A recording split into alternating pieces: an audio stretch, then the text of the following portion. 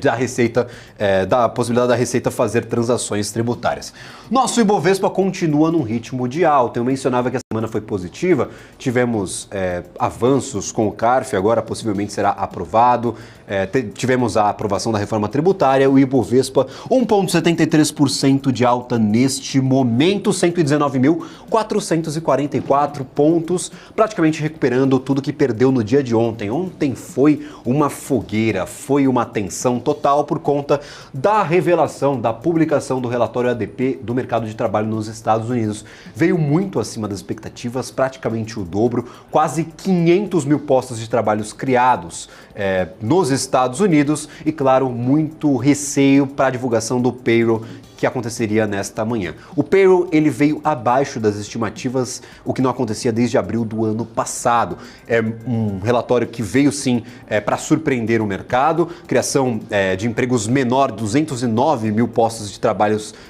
criados nos Estados Unidos no mês anterior, e isso aliviou um pouquinho as tensões. Tem algumas ponderações, mesmo que o payroll tenha vindo, pelo menos no número absoluto, abaixo do esperado, tivemos os salários crescendo mais do que a projeção, mais do que o projetado, e a taxa de desemprego caindo novamente lá para o mercado norte-americano. Então, não foi um payroll maravilhoso, no entanto, abaixo das expectativas, já é suficiente para tirar um pouco do peso aqui sobre o mercado brasileiro. 1,71%, 119.432, enquanto o Ibovespa sobe, o dólar cai. Hoje um dia negativo para o dólar, 1,31% de queda, R$ 4,87. Não é exclusividade do real ganhar valor frente ao dólar no dia de hoje. Praticamente todas as principais moedas fiduciárias ganharam valor frente ao dólar nas negociações de hoje. Então nós temos aqui o real brasileiro despontando na frente, pelo menos dessas 22 que nós analisamos por aqui.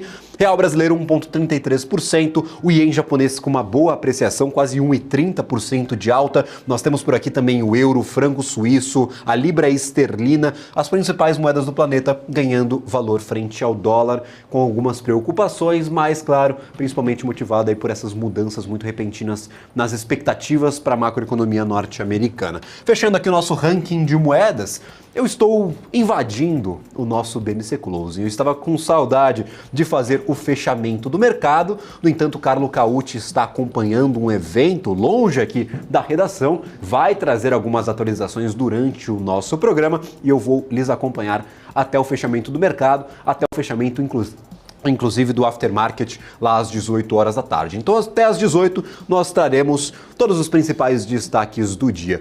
Para não gerar certa estranheza, eu estou trajado aqui de Carlo Cauti. Faltou a gravata, eu pequei neste ponto, mas o paninho já está posicionado. Eu estava querendo usar isso aqui, mas eu não tenho estilo suficiente. E eu trouxe, inclusive, uma caneta aqui para eu apresentar o nosso programa e não gerar certa estranheza em quem já nos assiste normalmente todos os dias. Então, sejam muito bem-vindos ao BMC Closing. Se vocês quiserem, inclusive, façam um sotaque de italiano aqui para deixar as coisas um pouco mais normais, um pouco mais naturais aqui para o nosso fechamento de hoje.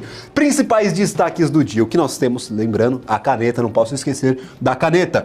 Pecar, Grupo Pão de Açúcar 9,95, agora 10% de oscilação positiva. Nós também temos IRB Brasil, IRB que retorna ao Ibovespa, estava já há um bom tempo fora do índice, voltou com tudo, um dos principais resultados do ano de 2023 aqui da carteira do nosso principal índice acionário, 8,84% de alta.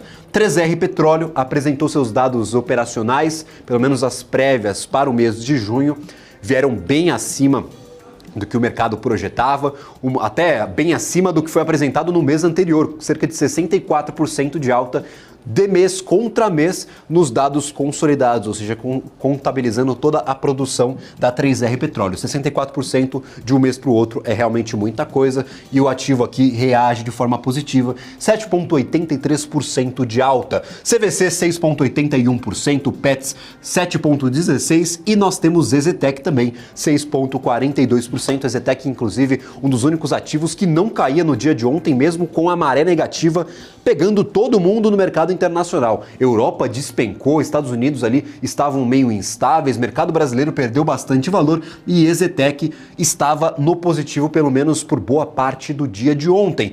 Hoje, 6,26%.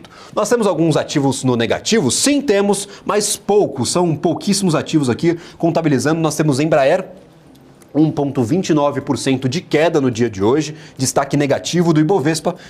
Hypera Pharma. Temos também por aqui a Petrobras, Petri 4, 0,1% de queda e talvez a Vale, eu não sei qual que é o último ativo aqui, ó. Na verdade, Telefônica Brasil, a Vivo. Se viermos no volume, vamos dar uma olhada como é que tá a Vale, que permaneceu boa parte do dia no campo negativo. Não tão negativo, é verdade, com queda ali de 0,2%, 0,3% e agora virou para o positivo 0,85%. Vale também faz força aqui para o nosso Ibovespa ganhar um pouquinho e segurar esses 1,7% de alta no dia. Petri 4, 0,1% de queda. Hypera, Embraer, nós temos aqui, ó, e Vivo. São os 4 ativos que ainda estão no negativo, mas pouco negativos no dia de hoje, é verdade. Então, esse é o Ibovespa, nós estamos bem animados, todos os fatores estão convergindo para uma narrativa um pouco mais tranquila e um pouco menos catastrófica para nossa bolsa de valores, inclusive repercutindo na nossa curva de juros.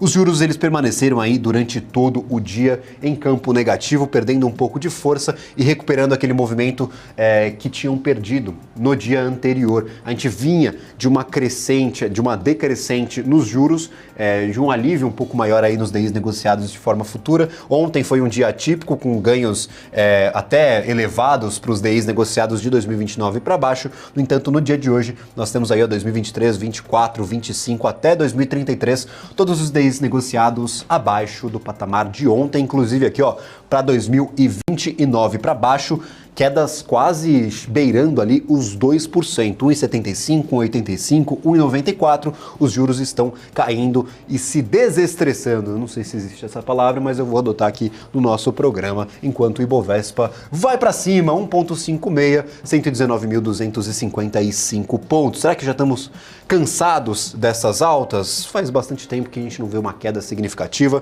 e não saímos dessa região aqui dos 116, 117 até 121 mil pontos. Lembrando que há pouquíssimo tempo atrás estávamos lá nos 97 mil pontos com o Ibovespa, patamar bem ruim e, claro, de tempos um pouco mais duvidosos aqui para nossa Bolsa de Valores brasileira. E, claro, para os mercados internacionais, como estão as bolsas no mercado estrangeiro. Estados Unidos começou o dia praticamente em queda. Os 3 principais... Eu acabei de derrubar o meu telefone, mas os 3 principais índices em patamar negativo. E hoje, agora, neste momento, se o meu mouse conseguir me ajudar, nós estamos com os 3 principais índices sem um sinal muito claro. Dow Jones neste momento cai 0,05, não é negativo, é praticamente em estabilidade, mas ainda com um sinal negativo, 0,05. Nós temos S&P 500 com 0,31% de alta e também o índice Nasdaq 0,54% de alta. Então,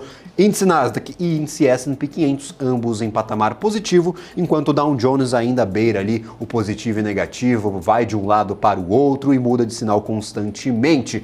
E claro, antes de nós continuarmos aqui o nosso giro de mercado, eu gostaria de trazer alguns dos principais pontos do dia de hoje, trazendo inclusive algumas das principais notícias do dia. Nós temos um mercado que repercute de forma integral aí o texto da reforma tributária aprovado no Congresso, a regra de governança do Conselho Federativo que mescla a votação por maioria absoluta dos integrantes do órgão e critério populacional, incluída pelo deputado Agnaldo Ribeiro na reforma tributária, desagradou parte dos estados, sobretudo os do Nordeste.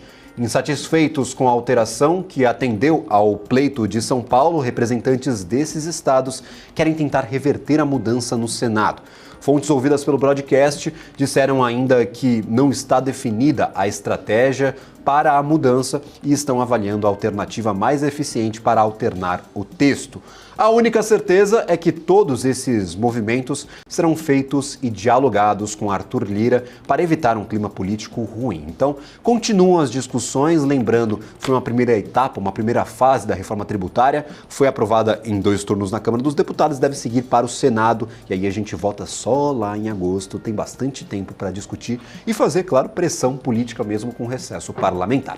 Ainda nas notícias de Brasília, o vice-presidente da Câmara, Marcos Pereira, que preside a sessão esta tarde e é relator do CARF, disse que o projeto será votado ainda hoje, mas que o arcabouço fiscal não será votado porque o relator Cláudio Cajado viajou. Arthur Lira também confirmou logo em seguida, durante uma entrevista, que infelizmente o arcabouço não será votado hoje, porque além de o relator não estar em Brasília, ele não conseguiu concluir o relatório. Segundo Lira, está precificado de que o texto não terá grandes modificações e em relação ao que já foi aprovado na Câmara, não terá muitas mudanças. Passando para o noticiário corporativo e agora até justificando um pouco essas fortes altas de alguns ativos aqui do nosso mercado de hoje, mesmo que estejamos no oba-oba, tá todo mundo animado, tem alguns ativos que têm sim notícias atreladas, no caso a 3R Petróleo, que passou o dia inteiro entre os ativos com maior valorização na carteira do Ibovespa, após anunciar os seus dados preliminares de produção para o mês de junho de 2023. No mês passado, a companhia atingiu uma média de 37.667 barris de óleo equivalente por dia, muito maior do que os 22.405 barris de óleo equivalente do mês anterior. A alta na produção dos campos exclusivos da 3R foi de 68,1% no mês contra mês. Para a produção, na verdade, consolidada da companhia, que soma todos os campos em que ela atua, a alta foi de 64,4%. A Azul também apresentou as suas prévias operacionais para o mês de junho, preparando o terreno para a divulgação dos seus resultados operacionais no segundo trimestre do ano de 2023. Segundo a companhia, na comparação anual, o tráfego de passageiros consolidado, o RPKS, aumentou 15%. A capacidade, no entanto, da companhia aumentou 12,6%, também na comparação com 2022. A taxa de ocupação apresentada para o período foi de 80,9%. E segundo o CEO da companhia, John Rogerson, o resultado foi fruto de uma alocação racional da capacidade doméstica combinada com uma forte demanda para voos internacionais. O presidente encerra o comunicado dizendo, abre aspas, estou muito animado com o período sazonal mais forte que teremos pela frente, fecha aspas. Ou seja, podemos ver melhoras operacionais cada vez mais intensas, não só para a Azul, mas como para o setor de aéreas como um todo. Eu coloco o Gol nessa jogada porque ontem tivemos acesso aos dados operacionais da Gol. O dia não estava muito favorável, a companhia não andou muito. No entanto, hoje aqui, 2,1% de alta e nós temos, se eu conseguir, claro, encontrar a Azul, 1,46% de alta. Não sobem tanto em comparação com o restante do Ibovespa, mas sim estão em patamar positivo e é um dado interessante aí divulgado pela companhia da sua melhora operacional. A Energisa assumiu hoje ainda a concessão da AES Gás, distribuidora de gás canalizado do Espírito Santo, arrematada por 1 bilhão e 400 milhões de reais no leilão de privatização realizado no final de março. A companhia pretende avançar com o plano de investimentos na expansão da sua malha de gasodutos no estado.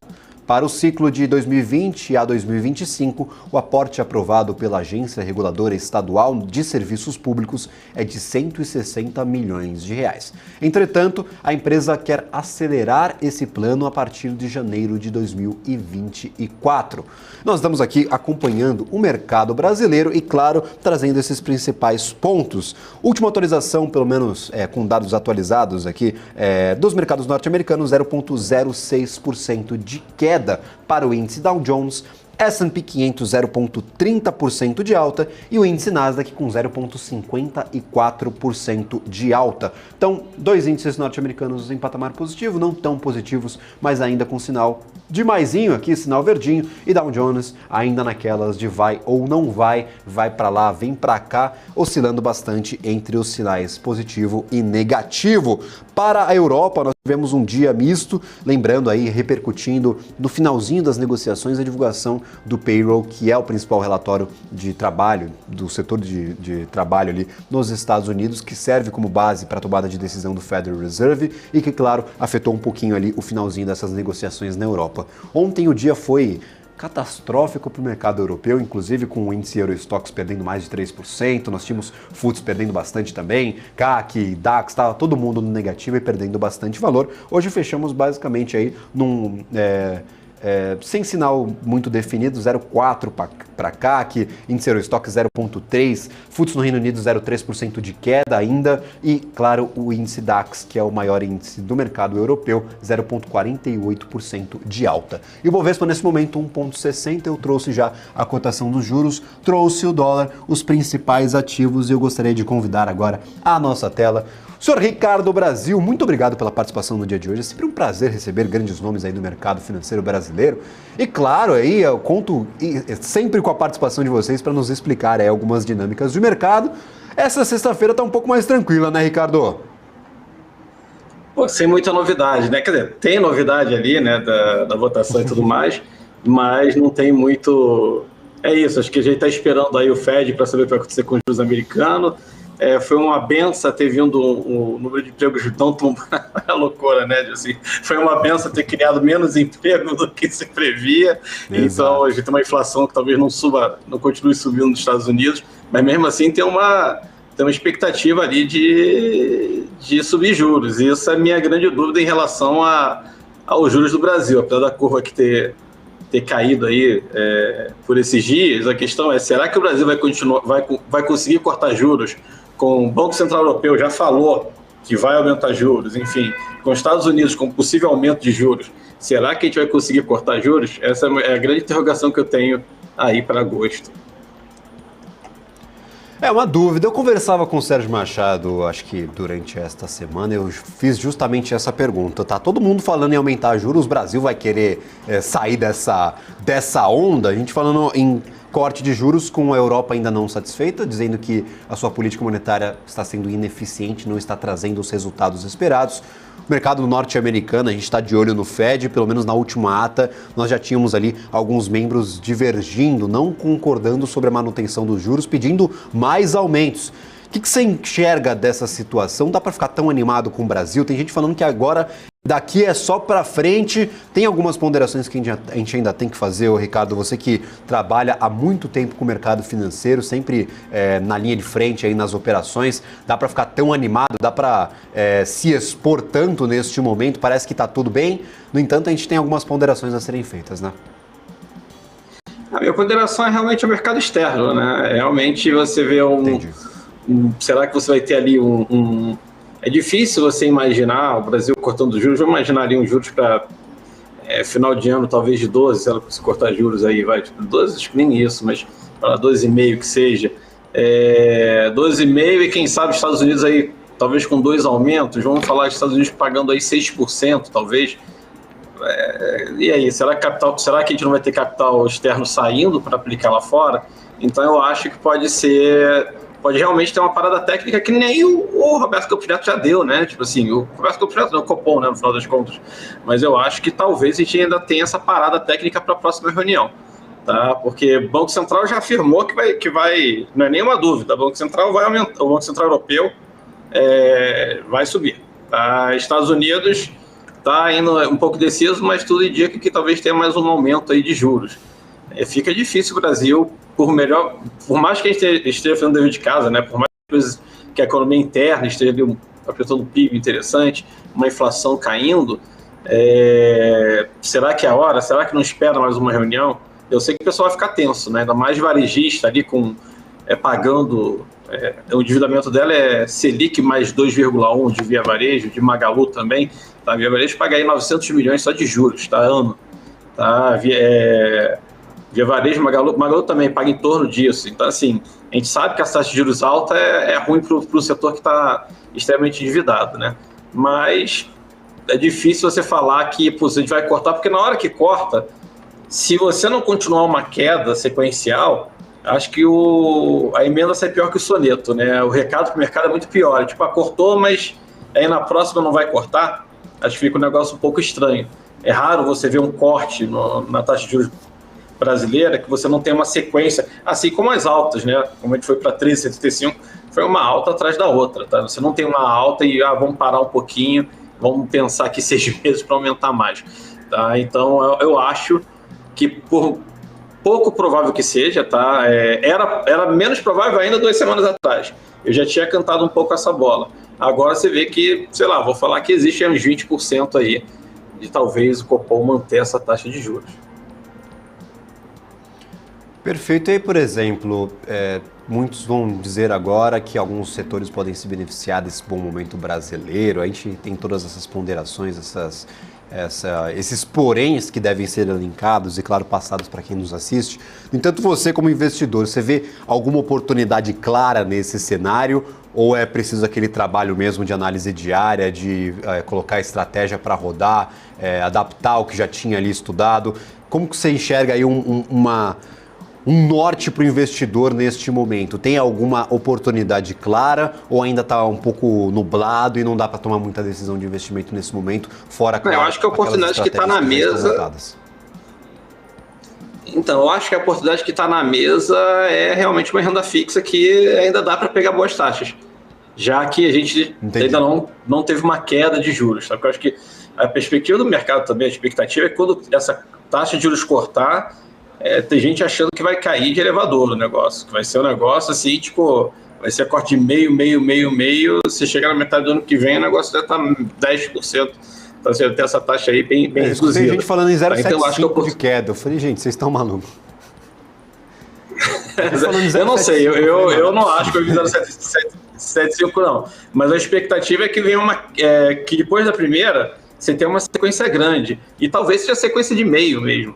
Tá? Que seja sequência de meio, a gente está falando de 45 dias, então 180 dias ali, a gente vai ter caído meio, 2% em meio ano. Tá? Então a gente vai ter ali mais ou menos, ainda vai ter uma taxa ainda relativamente alta, mas eu acho que a oportunidade que a gente tem na mesa aí são duas, tá? Assim, posso pensar em algumas outras, mas pensando aqui muito rápido, é uma taxa pré-fixada, eu estou pré-fixando muita coisa em renda fixa para longo prazo, para 2028, 2029, 2027, tá uma taxa de 14% aí, a gente dobra o dinheiro em 5 anos, sem risco, tá? A gente está falando de dobrar o dinheiro em 5 anos, que a gente está falando de juros compostos. Tá? A outra oportunidade, para quem é entusiasta aí de fundo imobiliário, não é muito a minha praia, eu não sou tão entusiasta assim, mas enfim, eu entendo ali da dinâmica, realmente talvez se procurar fundo de investimento imobiliário de papel, né, que emite dívida, que é credor no final das contas. Eu acho que você tem aí alguns fundos que podem performar bem, até mesmo de tijolo. Você imaginar que uma Selic mais baixa, você tem imóvel valorizando, né, no final das contas. Então, para a Bolsa, muita gente está falando em comprar construtora, tá? E fundo de investimento imobiliário tem que olhar um por um, porque você já teve uma reação, tá, com uma expectativa de queda. Você já teve vários fundos aí que já subiram, e subiram bastante. Mas ainda tem vários que estão abaixo do valor patrimonial. Então, acho que pode ser uma boa tese para quem gosta, tá, de fundo de investimento imobiliário, aplicar em FI. Eu ainda prefiro a renda fixa, mas aí depende muito do perfil do investidor. Porque no FI, eventualmente, a pessoa pode precisar de um fluxo mensal, tá, e o FI, bem ou mal, vai te pagar ali mensalmente os dividendos. Tá, gente? Cuidado, só para não confundir, achando que FI... Se vende muito FII como se fosse uma renda fixa, não é uma renda fixa, tá? Tem risco, mas talvez, dependendo do fluxo que a pessoa precise, talvez seja mais interessante um FII. Então, acho que são duas perspectivas boas. Uma outra que dá para pensar um pouco seria um pouco de seguradora, falando especificamente de BB Seguridade. Tá? Ela tem apresentado resultados muito bons, obviamente por causa enfim, ela conseguiu cortar as margens dela e tudo mais também, ela conseguiu se otimizar, mas ela lucra muito por conta de qualquer mesmo, da taxa de juros alta. Então, na hora que tiver uma queda, eu acho que o BB Seguridade é uma das ações que podem ser penalizadas.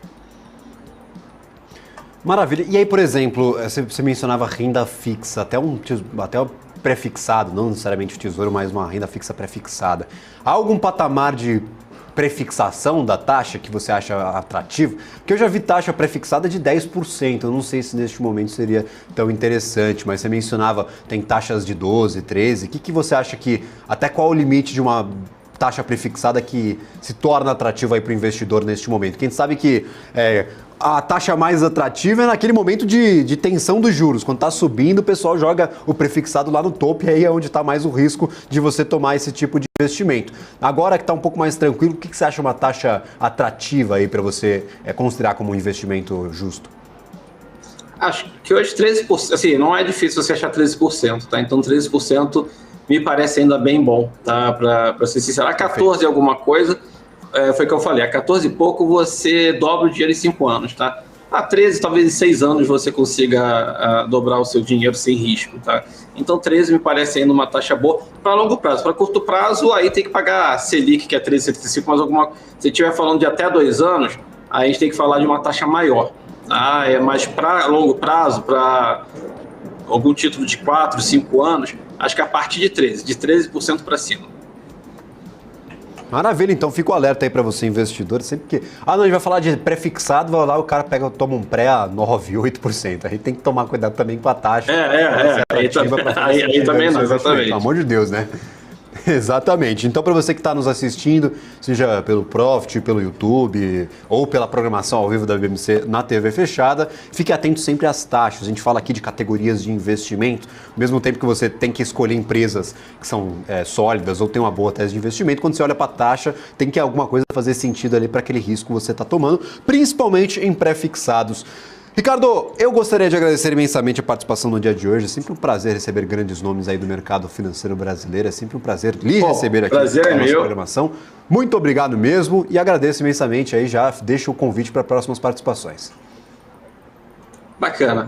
Bem, prazer estar aqui com vocês e vocês terem saber um pouco de análise estatística. É o seguinte, ó, se 5 da tarde esse índice estiver subindo mais de 1,3, você tem 72% ou mais de chance dele fechar melhor. Então quem quiser fazer um day trade, eu não posso recomendar que eu não sou analista, mas eu tenho histórico aqui. Ninguém pode me impedir de falar de histórico.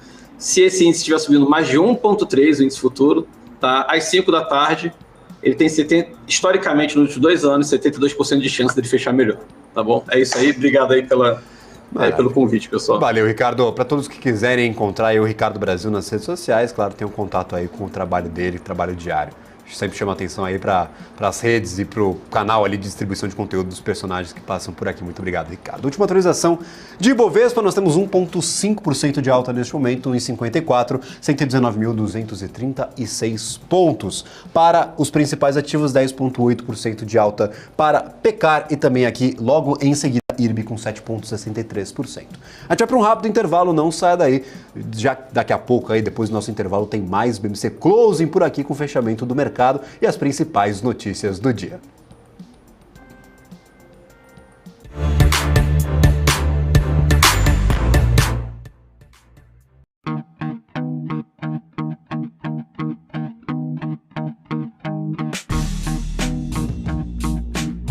Quais foram os fatores que fizeram essas operações elas desempenharem e por que surpreenderam o mercado financeiro? Business traz panoramas, resultados, prospecções e expectativas de companhias listadas no mercado.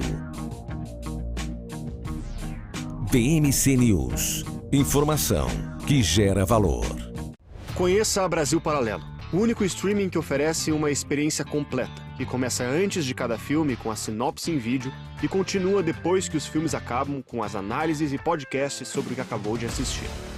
Somos o grupo de comunicação que produziu Brasil, A Última Cruzada, a série de história que mudou a forma do brasileiro olhar para o seu passado. Junte-se às mais de 600 mil famílias que assinam a BP. Entre no site brasilparalelo.com e faça sua assinatura. Você aí que completa 18 anos neste ano, o dever te chama. Você tem que fazer o seu alistamento militar. O prazo vai até 30 de junho.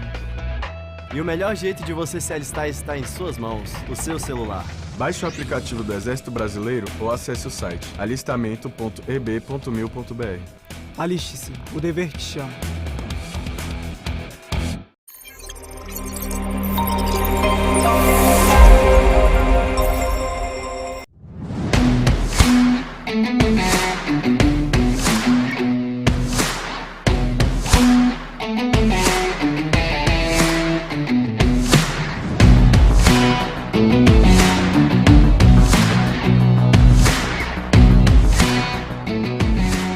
Vortex.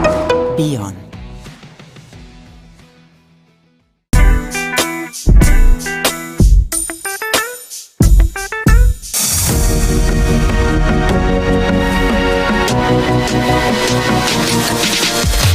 BMC News, informação que gera valor. Estamos de volta com a programação da BMC News. Quase que eu falo BMC Stock, mas estamos distantes da 1h da tarde. Agora 16h32, 4h32 minutos.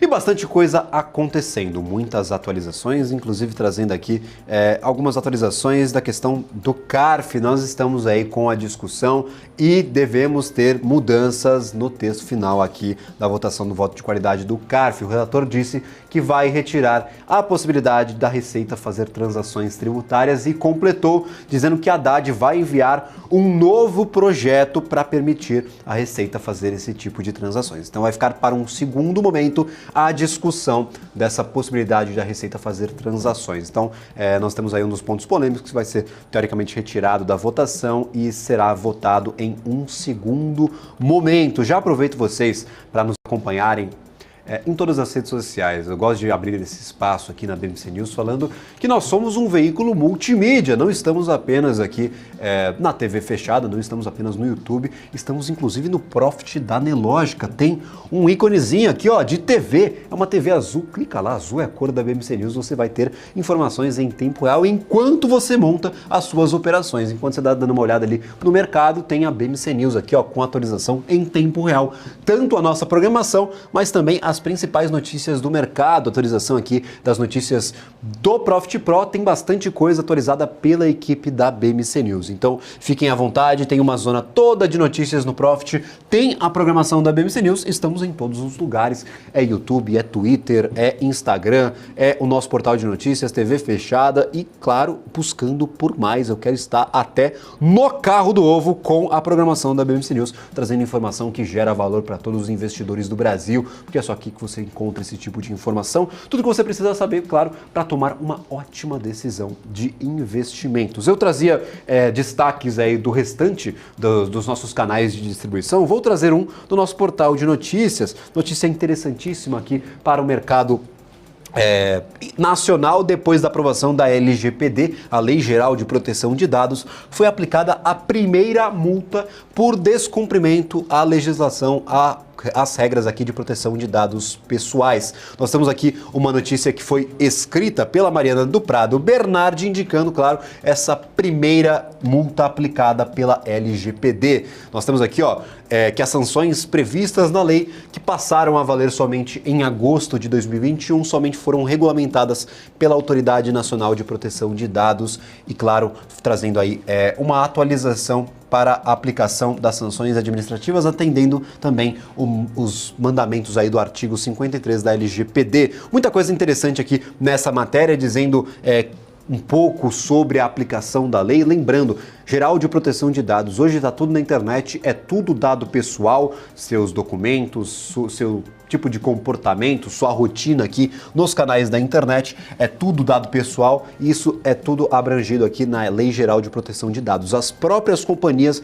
elas têm de seguir uma série de regras para se enquadrar nesse tipo de lei, e claro, a gente sempre fala sobre a necessidade de proteger bem os seus dados e tomar cuidado ali com aqueles termos de uso que você, investidor, ou claro, qualquer pessoa que nos assiste, assina na internet. Primeira multa foi aplicada, quem sabe aí nós não tenhamos próximas ocasiões. Eu espero que não, eu espero que as companhias brasileiras elas sigam à risca essa proteção de dados, que são o ouro digital, e tem muita gente atrás, tem muita, claro, falcatrua, aplicações equivocadas ou aplicações até que não são interessantes aí para sua segurança rolando no mercado. Continuando com as nossas atualizações e agora falando sobre os dados divulgados pelo Banco Central, que apontaram que os depósitos na poupança superaram os saques em 2 bilhões e 595 milhões de reais. Ou seja, tem mais gente colocando dinheiro na poupança do que tirando dinheiro da poupança, pelo menos neste último mês. Esta é a primeira entrada líquida mensal positiva na caderneta desde dezembro do ano passado. Em maio, a captação líquida foi negativa em 11 bilhões e 747 milhões de reais. Maior saída para o mês na série histórica, que é calculada desde janeiro de 1995. Em abril, houve um saque líquido de 6 bilhões 252 milhões de reais. Em março, o saque foi de 6 bilhões e 88 milhões de reais. E em fevereiro, 11 bilhões 575 milhões de reais. Então, nós não tínhamos um volume aplicado maior do que o sacado na poupança desde dezembro do ano passado, especialmente neste último mês isso aconteceu. Nós tivemos dados positivos de depósitos na caderneta de poupança que superaram os saques. Então, será que o brasileiro está voltando a achar a poupança atrativa? Eu falo brasileiro, mas todo mundo gosta da poupança. A gente tem muito dinheiro aplicado na poupança e uma das brigas aí do mercado financeiro é que as pessoas tirem esse dinheiro desse tipo de investimentos, a gente pode caracterizar dessa forma, e busquem por alternativas mais rentáveis que já são acessadas aí por pessoas de uma classe social mais alta e com acesso a novos produtos financeiros. Continuando com as nossas notícias, o governo anunciou hoje o encerramento do programa Carros Populares, que incentivava a compra de veículos com a liberação de todos os recursos disponíveis para carros leves. De acordo com o balanço do Ministério do Desenvolvimento, Indústria, Comércio e Serviços, 125 mil carros foram comercializados com desconto entre R$ 2.000 e R$ 8.000. O vice-presidente e atual ministro do Desenvolvimento, Indústria, Comércio e Serviços, Geraldo Alckmin, ao apresentar esses números do programa, disse, abre aspas, nós tivemos casos de redução do valor bem maior, 14%, 16%, até 21%, e foi muito positivo porque esse desconto era para carros até R$ 120 mil, mas acima de R$ 120 mil também tivemos um aumento da venda porque despertou o interesse, fecha aspas. Segundo ele, 9 montadoras participaram com venda de 117 modelos de carros. Na última semana de junho, foi registrada a maior venda dos últimos 10 anos. O recorde da história da indústria automotiva ficou para o dia 30 de junho, quando 27 mil veículos foram emplacados no Brasil. Foram liberados 650 milhões de reais dos 800 milhões disponíveis para veículos leves, de acordo com o MDIC. Os 150 milhões restantes compensarão a perda de arrecadação de impostos provocada pelos descontos no preço final. Já para caminhões, vans, ônibus, o programa segue em vigor. O prazo é de 4 meses ou até os créditos tributários se esgotarem. Está prevista a utilização de 700 milhões de reais para a venda de caminhões e 300 milhões de reais para vans e ônibus, sendo que já foram utilizados 100 milhões e 140 milhões respectivamente. Está bem distante, é um incentivo aí que teoricamente era para durar 4 meses, para carros foi encerrado já no primeiro mês, mas um resultado bem interessante, 125 mil veículos vendidos, 115 mil veículos vendidos, me enganei, 115 mil veículos vendidos com os descontos que iam de 2 mil até 8 mil reais. Quero saber de você que está em casa, foi beneficiário desse programa, todo mundo correu para comprar carro, inclusive a gente teve um efeito reverso no mês anterior da divulgação desse plano. Todo mundo estava aguardando, segurando, tinham muitas vendas represadas do mês anterior, porque a maioria do mercado já sabia desse plano que estava em discussão do governo de incentivar a compra de carros populares. Então, tivemos um resultado aquém das expectativas no mês anterior, no mês de maio. Em junho, aí sim, um resultado surpreendente com o esgotamento total desses recursos em apenas um mês. A gente trazia essas notícias que mais ou menos ali nos primeiros 20 dias, mais de 60% dos recursos já tinham se esgotado. Então durou um mês, não duraram os 4 que estavam planejados, inclusive para alguns especialistas que indicavam ali que os recursos poderiam ser estendidos para mais meses, acabou não acontecendo. O ministro aí, Geraldo Alckmin, disse que não vai renovar o programa e que ele segue em vigor, claro, para atender ao restante dos setores ali, ao restante dos veículos que ainda não foram beneficiários ou que não esgotaram esses recursos dedicados ao programa. Eu gostaria de convidar aqui à nossa tela Rui Hungria, analista da Empíricos Investimentos. Muito obrigado pela atenção, pela participação aqui no nosso programa. É sempre um prazer receber o pessoal da Empíricos e, claro, trazendo bons insights, boas ideias de investimento aqui para quem está na nossa programação. Muito obrigado pela participação. Tudo bem? Boa tarde. Rui, eu quero começar já com uma dúvida. Nós tivemos o seminário da OPEP nesses últimos 2 dias, muita mudança, a gente tem ali algumas perspectivas de manutenção dos cortes, principalmente da Arábia Saudita e bloqueio das exportações de petróleo da Rússia, pelo menos em 500 mil barris por dia, que serão bloqueados para exportação lá para o mercado russo. Qual o saldo final que nós podemos tirar dessas reuniões e dessas atitudes da Arábia Saudita e da Rússia, mais especificamente, para o petróleo? As perspectivas de médio prazo, de longo prazo, mudam para a commodity energética? Eu gostaria de saber justamente sobre isso, porque muito se fala, o mercado especulativo ele é implacável, a gente vê a cotação da commodity disparando, voltando, indo para lá, vindo para cá. No entanto, a gente ainda está abaixo dos $80 por barril, que até não era esperado no começo do ano. O que você tira de saldo final dessa última semana, com esses últimos anúncios e, claro, com as reuniões da OPEP? Assim, acho que, na verdade, esses impactos, eles para mim, eles dizem mais sobre o curto prazo, especificamente, do que sobre o longo prazo, né? Acho que no curto prazo a gente tem um problema de uma perspectiva e cada vez mais um receio de recessão lá não só nos Estados Unidos, né, de uma forma geral, a China também crescendo menos do que o mercado estava esperando. Então, o petróleo que começou o ano ali próximo da casa dos $100, perdendo força, caindo, né, nessa perspectiva aí de redução da atividade e quem sabe até uma recessão. E aí, do outro lado, você tem a OPEP e agora a Rússia também, né, tentando equilibrar essa balança, porque num cenário que você tem uma atividade mais fraca, né, uma possibilidade de recessão, talvez até aumento de juros ainda, né, para frear ainda mais a atividade, você tem uma demanda que cai, né, e se a oferta não cai junto, você tem uma queda de preços, que é o que vem acontecendo, né. Então a OPEP vem tentando cortar essa produção para tentar equilibrar essa balança. Não tem sido o suficiente, né? O que a gente viu nessa semana até foi uma recuperação, o mercado gostou dessa notícia, né? Mas o saldo do ano ainda, acho que a cotação do petróleo deixa isso claro, né? Para o petróleo, o saldo no ano ainda tem sido negativo, né? Esse aumento de produção em outros países, como por exemplo os Estados Unidos, combinado com a queda da perspectiva da atividade, nesse momento tem pesado mais do que o corte de produção da OPEP, da Arábia Saudita e no caso aí da redução das exportações da Rússia também. Então, apesar dessa semana relativamente positiva, o saldo ainda é um pouco mais de preocupação no curto prazo para o petróleo, né? Mas eu entendo que essa é uma visão ainda muito curto-prazista, né?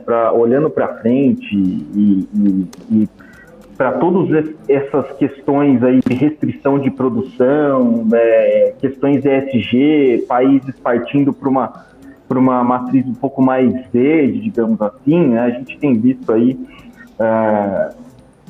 países, digamos assim, menos propensos a querer produzir petróleo, né? Não todos, obviamente, alguns países dependem muito disso, mas outros países tentando partir para uma outra visão um pouco mais verde e aí, em algum momento, a gente entende que, né, num mundo em que não exista perspectivas de recessão como a gente tem agora, né? Os juros caem, a economia global volta a ter uma atividade um pouco mais forte, combinado com todas essas questões aí de alguns países restringindo produção, a gente entende que o cenário do petróleo, né, é de um preço de equilíbrio maior do que o que a gente tem hoje, só que hoje, né, no curto prazo, o mercado ainda está muito preocupado com essa questão de recessão e de juros elevados. Né? Inclusive, hoje nós temos um resultado positivo aqui para a maioria dos ativos do setor. Eu coloquei óleo, gás, biocombustíveis, tudo no mesmo balaio por aqui. Nós temos a Petrobras em patamar negativo, PetroRio 2,96, 3R Petróleo 7,10. Nós temos outros ativos aqui como Cosan, como também a São Martinho, mais voltada a sucroalcooleiros, 3,83%. Você mencionava essa tese de longo prazo, essa visão um pouco mais longa. Inclusive no seminário da OPEP, nós temos a presidência da Petrobras falando sobre transição energética. Você acredita que para um longo prazo as oportunidades elas estão muito a se desenvolver, como é o caso aqui de 3R, como é o caso de PetroRecôncavo, como é o caso de PetroRio, ou está propriamente na Petrobras que já faz esse trabalho, talvez de transição energética, olhando para o biogás, olhando ali para a geração de energia por outros caminhos? O que você enxerga para o longo prazo, pelo menos olhando para o mercado financeiro brasileiro e olhando para o segmento de petróleo? Onde estão as boas oportunidades, na sua opinião? É naqueles pequenininhos que ainda têm a se desenvolver, tem bastante margem para crescimento, ou é nos grandões que já estão pensando nesse processo de transição? Essa é uma ótima pergunta. Na verdade, essas empresas elas negociam por múltiplos tão baixos hoje que eu acho que você nem precisa muito pensar numa tese de muito longo prazo, que a gente ainda esteja consumindo petróleo até 2050, 2060, para você gerar valor para os acionistas nesse caso. Né? Lógico, eu tô deixando de lado aqui um pouco a questão de sustentabilidade, do verde e tal, eu estou pensando somente no aspecto do retorno para o acionista. Né? Hoje, você pega 3R, PetroRecôncavo, PetroRio, e a própria Petrobras, né, eu vou colocar nesse bolo, eu sei que faz para a questão de investimentos faz diferença, mas se você pega todas essas, elas negociam hoje por múltiplos de 3, 4 vezes lucros. Tá? Ou seja, e com fluxo de caixa aí bastante elevado na maioria dos casos, alguns outros ainda, você pega a 3R, ainda está investindo em alguns campos e tudo mais, mas a moral da história é, se você tiver ainda 10 anos, digamos assim, 10, 15 anos, e eu estou falando num cenário da Agência Internacional de Energia, eles prevêem ainda que o petróleo ainda vai ser muito importante até 2050 e talvez até depois disso. Mas vamos pegar aqui até menos do que isso, não vamos ser tão otimistas com a tese de petróleo.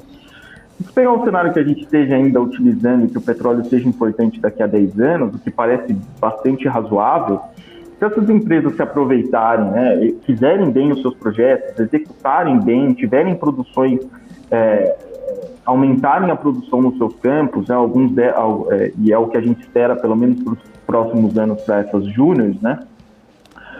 Num patamar de petróleo nos preços atuais, às vezes até um pouquinho mais para cima, quando passar essa perspectiva de recessão, essas empresas conseguem devolver o investimento para o acionista antes desses 15 anos, né? Ou seja, mesmo pensando numa tese que o petróleo nem vai durar assim tanto tempo, essas empresas ainda conseguiriam entregar um ótimo retorno para os acionistas. Né? Então, agora voltando à nossa pergunta, né? Para essas pequenas, que claro, vão ter uma dificuldade maior de entrar em outros projetos renováveis, porque o CAPEX é muito elevado, a capacidade de investimento ela é limitada, né? Ainda assim elas conseguirão trazer retorno para os acionistas se elas conseguirem executar os seus planos da maneira correta, se elas conseguirem fazer isso direito. Então, não é porque, vamos lá, o mundo não vai usar petróleo daqui a 20 anos, então acabou a tese para essas empresas. Não, hoje elas custam tão barato que se elas executarem o plano, elas ainda vão conseguir devolver retornos bastante interessantes para os acionistas. Mas é claro que a Petrobras teria a possibilidade de investir em outros ativos aí para, pelo menos nesse momento é o que a gente consegue enxergar, né? Aqui conseguiria e tem mais dinheiro para conseguir investir em outros projetos que trarão uma vida mais longa para ela. Mas, de novo, isso não quer dizer que você não consegue ter bons retornos com as pequenas que têm menos capacidade de fazer isso, né? Vou lhe interromper essa nossa conversa sobre petróleo por um minutinho, só para darmos a atualização das notícias vindas lá de Brasília. A Câmara acaba de aprovar o projeto que beneficia o governo no CARF. Foi aprovado o texto base e agora começam as discussões sobre os destaques, sobre as alterações no texto. Mais uma vitória do governo nesta tarde, uma sexta-feira aqui, uma semana como um todo bem movimentada. Ontem pela madrugada tivemos a aprovação em segundo turno da reforma tributária na Câmara dos Deputados. Hoje o CARF, tínhamos a expectativa para a nova regra fiscal também ser aprovada no dia de hoje, aí sim seguir para a sanção presidencial. No entanto, o relator dessa proposta, desse novo arcabouço fiscal, não terminou o relatório depois de voltar do Senado essa nova regra fiscal, esse novo arcabouço. Então, não temos relatório, não será votado, deve ficar a regra fiscal para ser votada em agosto, depois do recesso parlamentar. Neste momento, aprovada a questão do CARF, esse projeto do CARF, esse voto que fortalece o governo nas decisões do Conselho Administrativo Fiscal. Então, notícia importante, mais uma notícia vinda de Brasília. E daqui a pouco tem um analista político aqui na nossa programação falando sobre o apanhado desta semana, se o governo sai fortalecido ou enfraquecido, se a oposição sai fortalecida ou enfraquecida e, claro, o saldo final desses projetos aprovados. Eu gostaria de retomar a nossa conversa, inclusive para falar sobre uma das principais notícias de hoje, Rui, que foi a questão da 3R Petróleo. A 3R divulgou as suas prévias operacionais, um incremento muito interessante na sua produção de barris de óleo equivalente por dia. Neste momento sobe de 7,14%, é um dos principais destaques do dia, ficou na primeira colocação ali, na maior oscilação positiva do dia por bastante tempo, e agora perde o espaço aqui para outros ativos. No entanto, ainda assim, é uma alta bem interessante, bem significativa, bem forte, 7,14%. Nas suas expectativas aqui para 3R Petróleo, você mencionava essa questão das Junior Oils relacionada à Petrobras, tem as oportunidades, elas estão negociando a um valor ali bem abaixo do que deveriam e tem boas perspectivas, que pelo menos na otimização daqueles campos que foram adquiridos. Olhando para a 3R Petróleo, a gente ainda tem muitas dúvidas sobre 3R. PRIO parece estar um pouco mais estabelecida. Esses dados, eles vêm em bom momento, eles são animadores, a gente tem que esperar os próximos resultados operacionais, não vai ser agora que a gente vai tirar as nossas conclusões, não vamos ter as respostas na íntegra. O que o senhor avalia em questão de produção de petróleo? E olhando, claro, para a 3R Petróleo, que ainda é um ativo bem volátil e que está sempre na boca ali das principais casas de investimento, apontando aqueles preços-alvo bem acima do que é negociado hoje. Tem gente apontando R$80, R$90 para a 3R Petróleo. Acho que essa alta de hoje, ela nem é tanto pela enorme alta da produção, como você disse, né? A gente teve aí quase 15 mil barris por dia de aumento na produção, mas eu acho que é mais uma ausência de surpresas negativas, que foi o que o mercado acabou se acostumando a ter nos últimos meses, né? O papel que a empresa que acabou sofrendo com vários problemas operacionais, né? Interrupções de produção, enfim, isso acabou pesando bastante na cotação do petróleo, aumentou ainda mais o desconto dela para outras companhias do setor, como você disse, a PetroRio, né, que tem um histórico de operacional mais sólido, digamos assim. E aí, só que tudo isso também tem um preço, né? A PetroRio, ela é hoje tida como a Junior Oil mais eficiente do setor, mas ela também, por outro lado, é a mais cara do setor, né, em termos de múltiplos. Então, a 3R, você tem, né, vem nesse combo um pouco mais de risco operacional, mas ao mesmo tempo você também tem um papel que negocia por preços mais baixos, até para compensar esse risco maior, né? E o que a gente está vendo hoje é o mercado retirando parte desses receios operacionais, porque essa prévia de hoje foi uma prévia boa, sem surpresas negativas, como a gente viu nos outros meses. Se ela continuar entregando essa evolução de resultado sem as surpresas negativas que o mercado se acostumou a ver, a tendência é a gente continuar vendo ela reduzir esse desconto que ela tem para as outras companhias do setor. Mas, de novo, né, é uma tese que envolve um pouco mais de risco, mas se daqui para frente a companhia realmente mostrar uma evolução operacional, que é o que a gente não vinha vendo até o começo desse ano, a tendência é que o papel realmente volte a se aproximar dos pares, porque, de fato, ela negocia ainda com um bom desconto para a PetroRio, por exemplo, né? Maravilha, eu sei que você acompanha bastante o setor de petróleo, mas exceto aqui as commodities, a gente vem falando sobre esse movimento de talvez apreciação de ativos um pouco menores, que ficaram de fora aí dessas altas do ano de 2023. Se a gente for pegar um apanhado, se não me engano, saiu uma pesquisa recente que a maioria da alta ali de 2023 era Banco do Brasil e Petrobras. Então, os ativos que ganharam bastante valor, pelo menos representativamente aqui no Ibovespa. Você enxerga outras oportunidades para investimento? Como que está o seu humor com o mercado brasileiro? A gente tem diversas discussões, tem arcabouço, tem a reforma tributária que agora segue para Senado, tem cenário externo aqui, mercado norte-americano, política monetária dos Estados Unidos, da Europa. Você está animado com o mercado brasileiro? Enxerga boas oportunidades aqui, tirando um pouco o setor de petróleo da jogada e falando como, claro, um investidor, um analista, como você trabalha todos os dias? Assim, eu até vou falar não só como analista, mas de uma forma geral a visão da casa aqui, né, da Empíricos.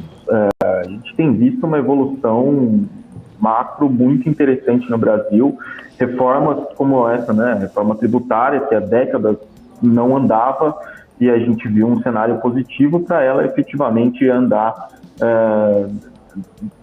ontem, né? Além disso, a gente está vendo a inflação caindo, uma perspectiva de queda de juro cada vez mais próxima e talvez até um ciclo de corte mais longo do que o mercado espera, e ao mesmo tempo a gente tem um mercado que hoje ainda negocia com múltiplos muito atrativos, bem abaixo da média, né? Então, eu entendo que a gente hoje está num cenário com grande potencial de apreciação pela frente, mas é claro, acompanhando o dia a dia, vendo se as coisas continuam evoluindo como a gente tem visto, mas hoje a gente tem uma combinação que é muito boa, né, de preços baixos, de ativos mesmo depois dessa alta. A gente, quem conhece, né, quem analisa e acompanha o histórico da Bolsa sabe que a Bolsa tem muita sensibilidade com a Selic, então em momentos, em ciclos longos de queda de Selic, os ativos tendem a se apreciar muito, né? Não só porque a atividade melhora, mas também porque o peso dos juros, né, no serviço financeiro, né, no pagamento de juros aos bancos também cai. Então é uma série de combinação de fatores positivos que, combinado com esses preços baixos, múltiplos baixos, tendem a ajudar aí os nossos ativos, né? Claro, existem outros fatores de risco, acho que lá fora a gente tem que acompanhar essa questão aí, se vem realmente uma recessão ou não, mas, dado o contexto, a gente segue bastante construtivo com a tese em Brasil, aí, depois de bastante tempo na defensiva, né? Maravilha, Rui. Gostaria de agradecer imensamente a participação no dia de hoje. Sempre um prazer receber os profissionais do mercado financeiro, analista da Empíricos. Seja sempre muito bem-vindo à nossa programação para, claro, falar sobre petróleo, sobre bolsa de valores, as loucuras que acontecem aqui no nosso mercado brasileiro. Agradeço imensamente a participação. Até mais. Obrigado, pessoal. Tchau, tchau. Olha só, 5 horas cravado, 17 horas, e o mercado financeiro começa a encerrar as suas operações. 1,4% de alta para o Ibovespa, 141, 119.077, perdão. 119 mil, voltamos aos 119 mil depois de um dia catastrófico no dia de ontem. Não catastrófico para nós, mas para o mercado financeiro internacional, que se frustrou com os relatórios do ADP lá nos Estados Unidos. O payroll veio hoje pela manhã para dar uma amenizada nesses ânimos. 119.077, a Bolsa do Brasil no positivo, mas o que está acontecendo lá fora? Meu Deus do céu, virou tudo. Dow Jones no negativo, S&P 500 no negativo e Nasdaq no negativo. Não é uma grande queda do mercado norte-americano, mas nós tínhamos aí um humor um pouco mais otimista durante o restante do dia, desde o meio do dia até agora nós tínhamos um resultado positivo para esses índices. Dow Jones foi o primeiro a virar para o negativo e agora todos os três encerrando as operações do dia dessa sexta-feira no negativo. 0,57% de queda para Dow Jones, S&P 500 0,27% de queda e o índice Nasdaq 0,13%, ou seja, os três principais índices norte-americanos fecharam no negativo no dia de hoje, mesmo com os dados do payroll que não vieram tão ruins assim.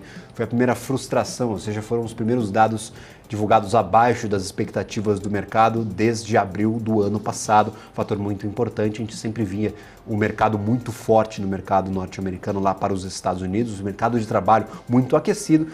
No entanto, ainda tem algumas questões a serem resolvidas em questão do salário pago a esses profissionais, que aumentou mais do que esperado, e também a taxa de desemprego, que caiu novamente para 3,6%. A gente vai para um rápido intervalo, na volta tem mais análise política desta vez, e claro, Carlo Cauti diretamente de um evento por aí. Tchau, tchau.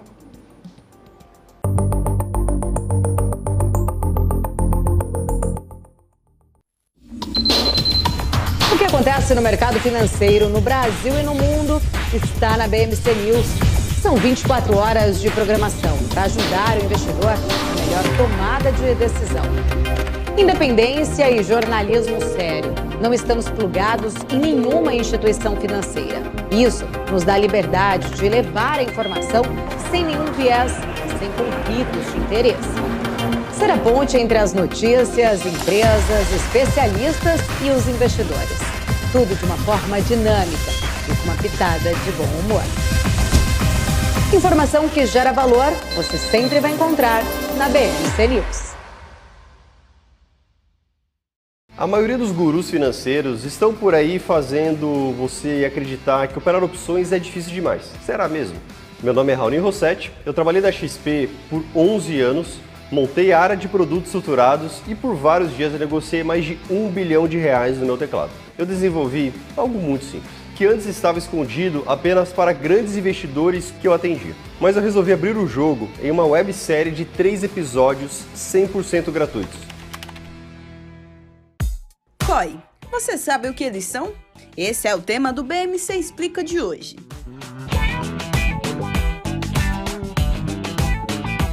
COI é a sigla para Certificado de Operações Estruturadas. É um investimento montado por instituições financeiras que combina características tanto de renda fixa quanto de renda variável em um único produto.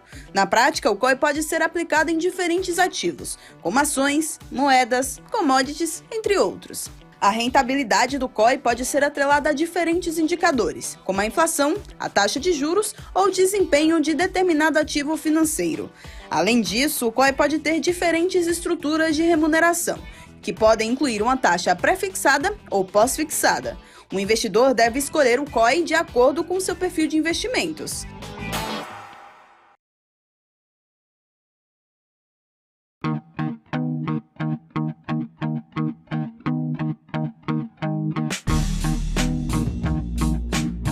Quais foram os fatores que fizeram essas operações elas desempenharem e por que surpreenderam o mercado financeiro? Business traz panoramas, resultados, prospecções e expectativas de companhias listadas no mercado. BMC News. Informação que gera valor.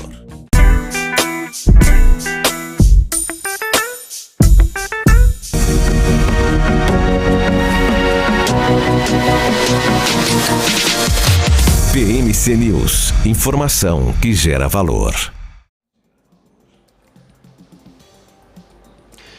Estamos de volta com o Close em fechamento de mercado ao vivo na programação da BMC News. Eu mencionava o encerramento das operações aqui no Brasil, lembrando, ainda temos aftermarket pela frente, no entanto, por enquanto temos 1,40% de alta para o Ibovespa. Nada mal para um dia que vem depois do dia de ontem, que foi com uma queda aqui bem expressiva para o nosso índice acionário. Queda interessante por conta, claro, de diversos fatores, principalmente fatores externos ao mercado brasileiro. Hoje as coisas estão um pouco melhores. Tivemos a aprovação da reforma tributária, agora a resolução sobre o CARF, estão sendo votados os destaques. Temos, claro, o mercado de trabalho norte-americano que apresentou números abaixo das expectativas, inclusive não muito abaixo, mas vieram bem aquém daquele temor que o mercado havia montado no dia de ontem com a divulgação do relatório ADP. Principais ativos do dia de hoje. Vamos dar uma olhada aqui no nosso índice acionário, separando o Ibovespa. Temos Pecar, Grupo Pão de Açúcar, GPA 10% de alta interessante para a GPA. CVC 7,43%, Petz 8%, IRB. Olha só o IRB por aqui, um dos principais destaques do Ibov no ano, retornando finalmente ao índice acionário depois de algumas polêmicas envolvendo seus resultados operacionais. 7% de alta para a IRB, nós temos BRF 7,02%, Exetec 6,15%, 3R Petróleo perdeu algumas colocações, mas manteve o 7% de alta e Carrefour 6,1%, mostrando um pouco mais de bom humor para o mercado brasileiro. É difícil eu falar sobre os ativos que estão aqui do lado negativo do nosso mapa de calor, então eu tenho de expandir o nosso monitor de mercado e descobrir aqui que os ativos que caíram no dia de hoje foram Embraer, com 1,67% de queda, perdeu um pouquinho da força vendedora ao finalzinho do mercado, tinha mais de 2% de queda no começo do nosso programa, agora 1,67% fechamento oficial aqui de Embraer para o dia de hoje, pelo menos para as operações do pregão. Petri 4, Petrobras 0,81% de queda, Petri 3 também entre as maiores quedas é uma formalidade porque 0,3% de queda não é uma grande queda, 0,39% também em patamar negativo, seguindo uma leve correção. Para a semana nós temos um resultado ainda positivo, 0,2% de alta, no entanto é um dos ativos que mais se valorizou neste ano de 2023, com mais de 40% de alta. Petrobras disparou realmente, recuperando aqueles patamares que havia perdido ao final do ano passado, primeiro com a corrida política e segundo ali com algumas discussões sobre autonomia ou não da estatal, mudanças na política de preço. O finalzinho do ano passado penalizou um pouquinho a Petrobras e agora nós temos a Petri 4 recuperando novamente esse valor, até expandir aqui a variação anual, já que estamos oficialmente na tela preta do Ibovespa. Eu vou trazer aqui, volatilidade histórica não, eu quero falar sobre a variação anual. Principal ativo agora quem toma de assalto a primeira colocação, IRB 102% de alta no ano. Idux vem em seguida 96,66%, tese de queda de juros, melhoras operacionais, setor de educação com bastante presença entre os ativos com a maior oscilação positiva. Idux 96,66% e deste lado 56,13% de ganho de valor para a Cogna também do setor de educação. Azul, áreas de turismo, Azul e Gol também entre as maiores altas, 75,48%, 63,49%. Setor de construção também aqui bem presente, MRV e Cirela. Trago esses destaques, mas também tem Exetec, nós temos aqui outros ativos, como é o caso também de Me Perdi, eu tinha um outro aqui, mas depois eu falo para vocês. Petri 3 está aqui, 38,39%. E Petri 4, 43,42% de alta. Mesmo com dia negativo, ainda está no positivo, ainda o saldo é muito, muito positivo no ano de 2023. Quem diria, estatal, envolvida em diversas polêmicas, envolvida ali naquele vai ou não vai de interferência política, o saldo aqui, pelo menos aos olhos do mercado, está positivo para 2023. Lembrando que Petrobras, Vale, Banco do Brasil, esses ativos maiores, normalmente são alvo de investidores estrangeiros. Os estrangeiros que vêm ao Brasil ou se expõem ao índice ou se expõem a essas companhias especificamente. Falando em termos de volume, nós temos um volume maior do que nos outros dias desta semana, 19 bilhões 510 milhões de reais negociados para o Ibov durante todo o dia, desde a abertura até agora o fechamento. Então 19 bi é até mais do que a média, mais do que nós víamos aí em dias normais no passado, mas fora daqueles grandes dias de negociação com alta entrada de capital estrangeiro, muito dólar entrando aqui no mercado brasileiro, 19 bi 510 milhões de reais. Lado negativo, pelo menos para o ano de 2023, nós temos Alpargatas 38, Cash 3 34 e Açaí aqui, Açaí também está em queda, não vou conseguir expandir aqui a queda anual. Nós temos 27,8% de queda para açaí. Um ativo que me surpreende, porque no começo do ano estava em alta, chegou a bater os R$96, é Vale, 24,73% de queda. No mês tenta se recuperar 1,93 nessa semana, no entanto, Vale surpreendeu negativamente, ainda mais pelas dinâmicas de mercado, commodities pouco demandadas e a China não apresentando aquele fulgor para a recuperação dessa economia. E claro, todo mundo está esperando, dependendo de incentivos do governo. Quando cai na mão do governo, nós aí temos aquele vai ou não vai, aquela discussão política, 24,73% de queda. Então, claro, eu gostaria de convidar agora a nossa tela o dono deste programa. Eu sou apenas um intruso por aqui. Eu estou honrando o senhor Carlo Caotti com a minha caneta e o meu lencinho, mas claro, ele que é o dono dessas tardes, destes fechamentos de mercado, acompanhando um dos maiores eventos aí do setor de navegação. Eu não sei como caracterizar aí a Boat Show, mas acompanhando a maior feira aqui do Brasil, Boat Show. Carlo, o que nós temos de novidade por aí? O que você acompanhou da feira? E claro, o que você traz de positivo aqui para o nosso mercado brasileiro, para quem nos assiste neste momento? Olá, Gabriel, boa tarde a todo mundo aí da BMC. Estamos aqui na Boat Show de Itajaí, a maior feira náutica do Brasil. E estamos em cima de um dos navios mais luxuosos aqui da feira náutica de Itajaí, o navio da Ferretti Yacht. Temos aqui o Roberto Baião, que é o CEO da Ferretti aqui no Brasil. Roberto, muito bem-vindo na BMC e muito obrigado por sua disponibilidade.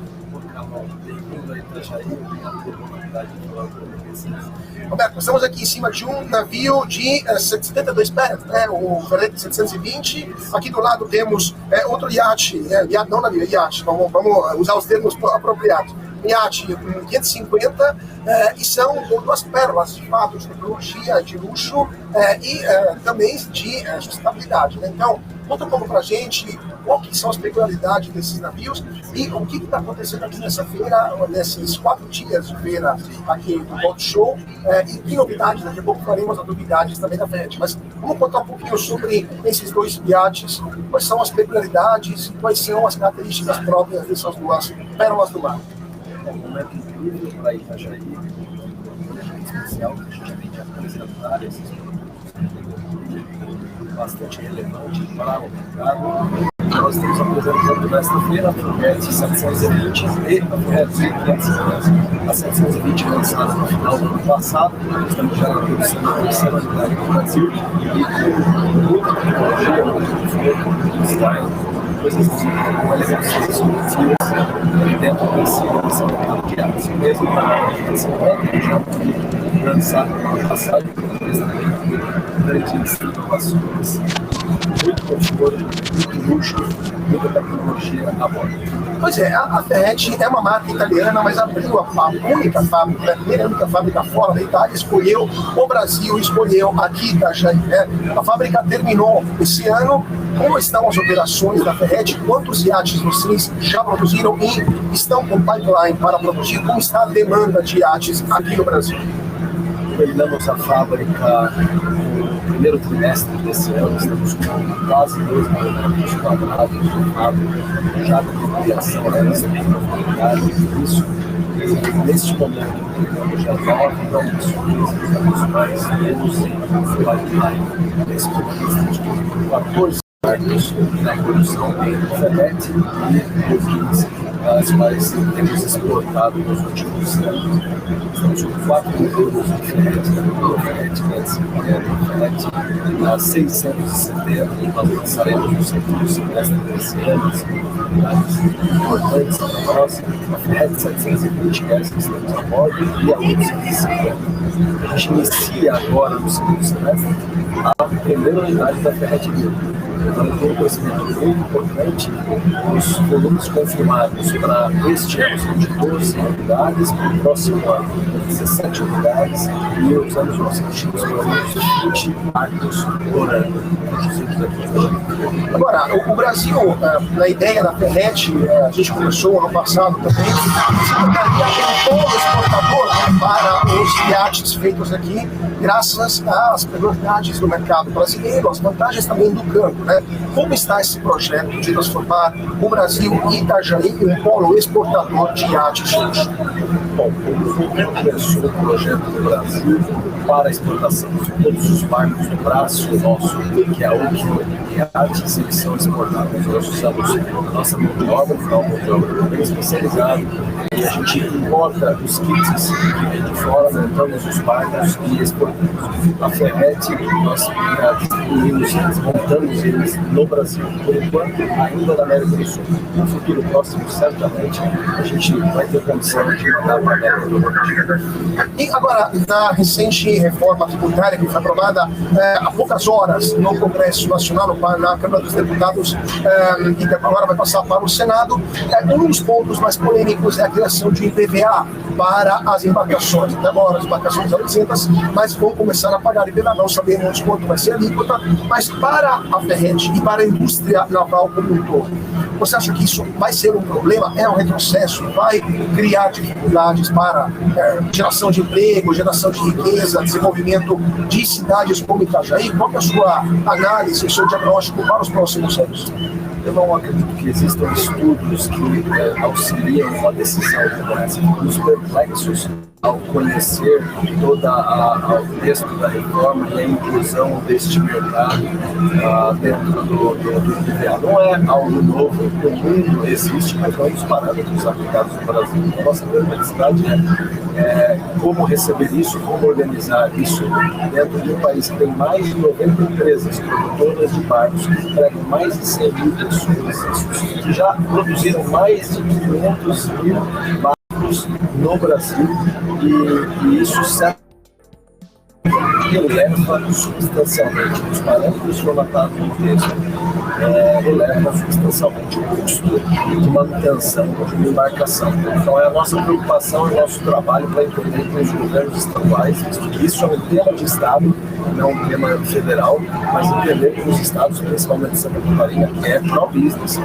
que abraçou a náutica no Brasil, como é que eles vão gerir isso. Então estamos trabalhando, conversando, entendendo como minimizar esses efeitos dentro do nosso segmento. Agora, antes de falar das novidades para o público brasileiro, né, para a gente anunciar aqui ao vivo no closing da BMC, Roberto, eu queria te perguntar também sobre quem que é o perfil do cliente da Ferretti, né? Porque quanto custa um iate como esse 720, né, ou 550, e quem que é o cliente, quanto é o público-alvo adquirente, que compra um iate nessas proporções? Bom, partimos de um iate de 55 pés, referentemente 50 milhões, partimos para próximo a 20, 21, este que nós estamos em iate de 24, depois tem 850, partindo de 30 e a Ferretti 1000 em 60 milhões. Normalmente o público amantes, certamente, o produto que gera a gente no mercado financeiro, pessoas da classe média, do agronegócio sem dúvida. Então não existe um nicho específico, mas tem várias pessoas de várias classes. E último ponto, quais são as novidades para os próximos meses? O que espera também da fábrica da Ferretti aqui no Brasil? Bom, depois de um investimento de aproximadamente 200 milhões no nosso site, todos os produtos estão chegando. Os três principais novidades que nós temos é mais investimento na vinda, mais embarcação de segundo semestre, a 650, a Ferretti 1000. Nós lançamos a 100 pés, nós lançamos há 2 meses, e nós estávamos olhando para o mercado, com atenção, entendendo o tamanho do mercado, mas nós vendemos essa 100 pés em 2 meses e já confirmamos o segundo. Vai ser o maior barco de fibra produzido no Brasil, aqui em Itajaí, em Santa Catarina, para maio do ano. Então isso nos dá muito orgulho desse desenvolvimento sustentável da marca, por Itajaí, pelo Estado que nos apoiou, mas para o mercado que é exatamente em crescimento nos últimos 10 anos, demonstrando a sua força, que gera uma economia chamada economia do mar, não só na fabricação do produto, mas na geração de serviços, na gastronomia, no turismo, no local de é um produto que certamente gera grandes impactos. Desenvolvimento também para toda a região, como a gente está vendo aqui em Itajaí, gente, estamos aqui ao vivo da Marina de Itajaí, na Boat Show. Muito obrigado, Roberto Paião, CEO da Ferret no Brasil, e vamos continuar cobrindo esse grande evento náutico. Daqui a pouquinho voltamos então ao vivo com vocês do Closing. É com você, Gabriel, muito obrigado.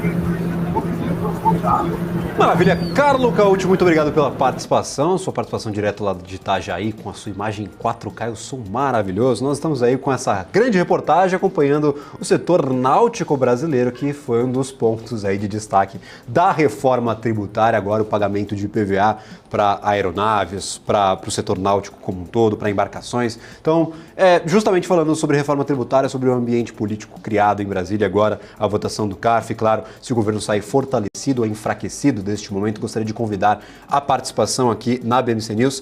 Guilherme Zapponi, sócio-diretor da RGB Consultoria, muito obrigado pela participação.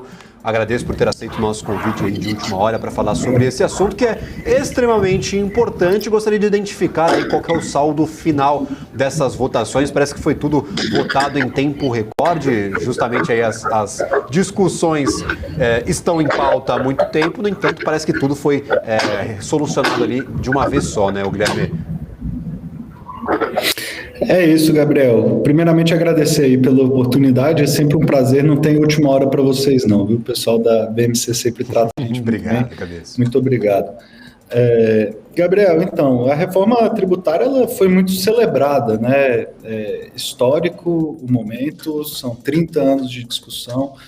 Nessa proposta de emenda à Constituição desde 2019, com várias indas e vindas. Foi, de fato, um grande acordo nacional para que a gente reformasse e simplificasse o sistema tributário brasileiro, né? Foi um processo conduzido com muita habilidade pelo presidente Arthur Lira e pelo relator Aguinaldo Ribeiro, né? A gente tinha grandes resistências a modificações, porque, no final das contas, o cobertor é sempre muito curto. Quando a gente está falando de reforma tributária, a gente está dizendo que alguém sempre vai pagar mais, alguém sempre vai pagar menos, alguém sempre vai arrecadar mais e alguém sempre vai arrecadar menos. Então, a forma como o relator construiu o texto possibilitou aí essa vitória de 382 votos no primeiro turno a 118 e 375 a 113 no segundo turno, né? Então, eu acho que daqui para frente a gente tem muita coisa a fazer ainda, muita coisa ficou para ser regulamentada por lei complementar, ou seja, vários pontos da reforma terão que ser detalhados ainda em várias tomadas de decisão pelo processo legislativo, pela Câmara e pelo Senado, e a gente tem ainda aí votação nos 2 turnos do Senado Federal para enfrentar e ver a reforma efetivamente aprovada, né?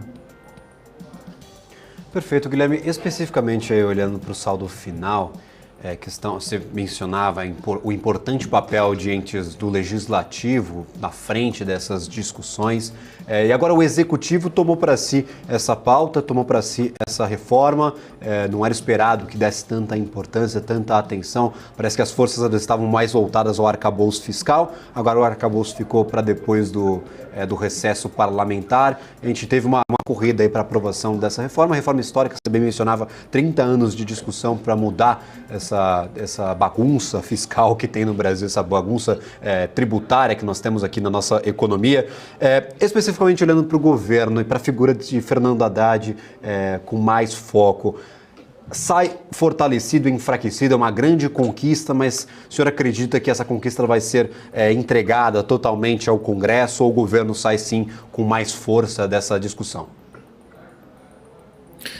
Então, Gabriel, assim, certamente o protagonismo foi do Legislativo, né? Essa reforma não começou, esse debate não começou nesse governo, ele começou antes, né? Bem antes, começou no governo passado, mas por iniciativa do Legislativo desde então. E é um processo que vem sendo amplamente discutido. Agora, é inegável, o governo federal ele cria uma secretaria dentro do Ministério da Fazenda, é a Secretaria Especial, Extraordinária, né, da Reforma Tributária, traz um nome acadêmico de muito peso, que é o Bernard Api, para explicar para os parlamentares e para a sociedade como um todo o que é essa complexa e densa reforma tributária.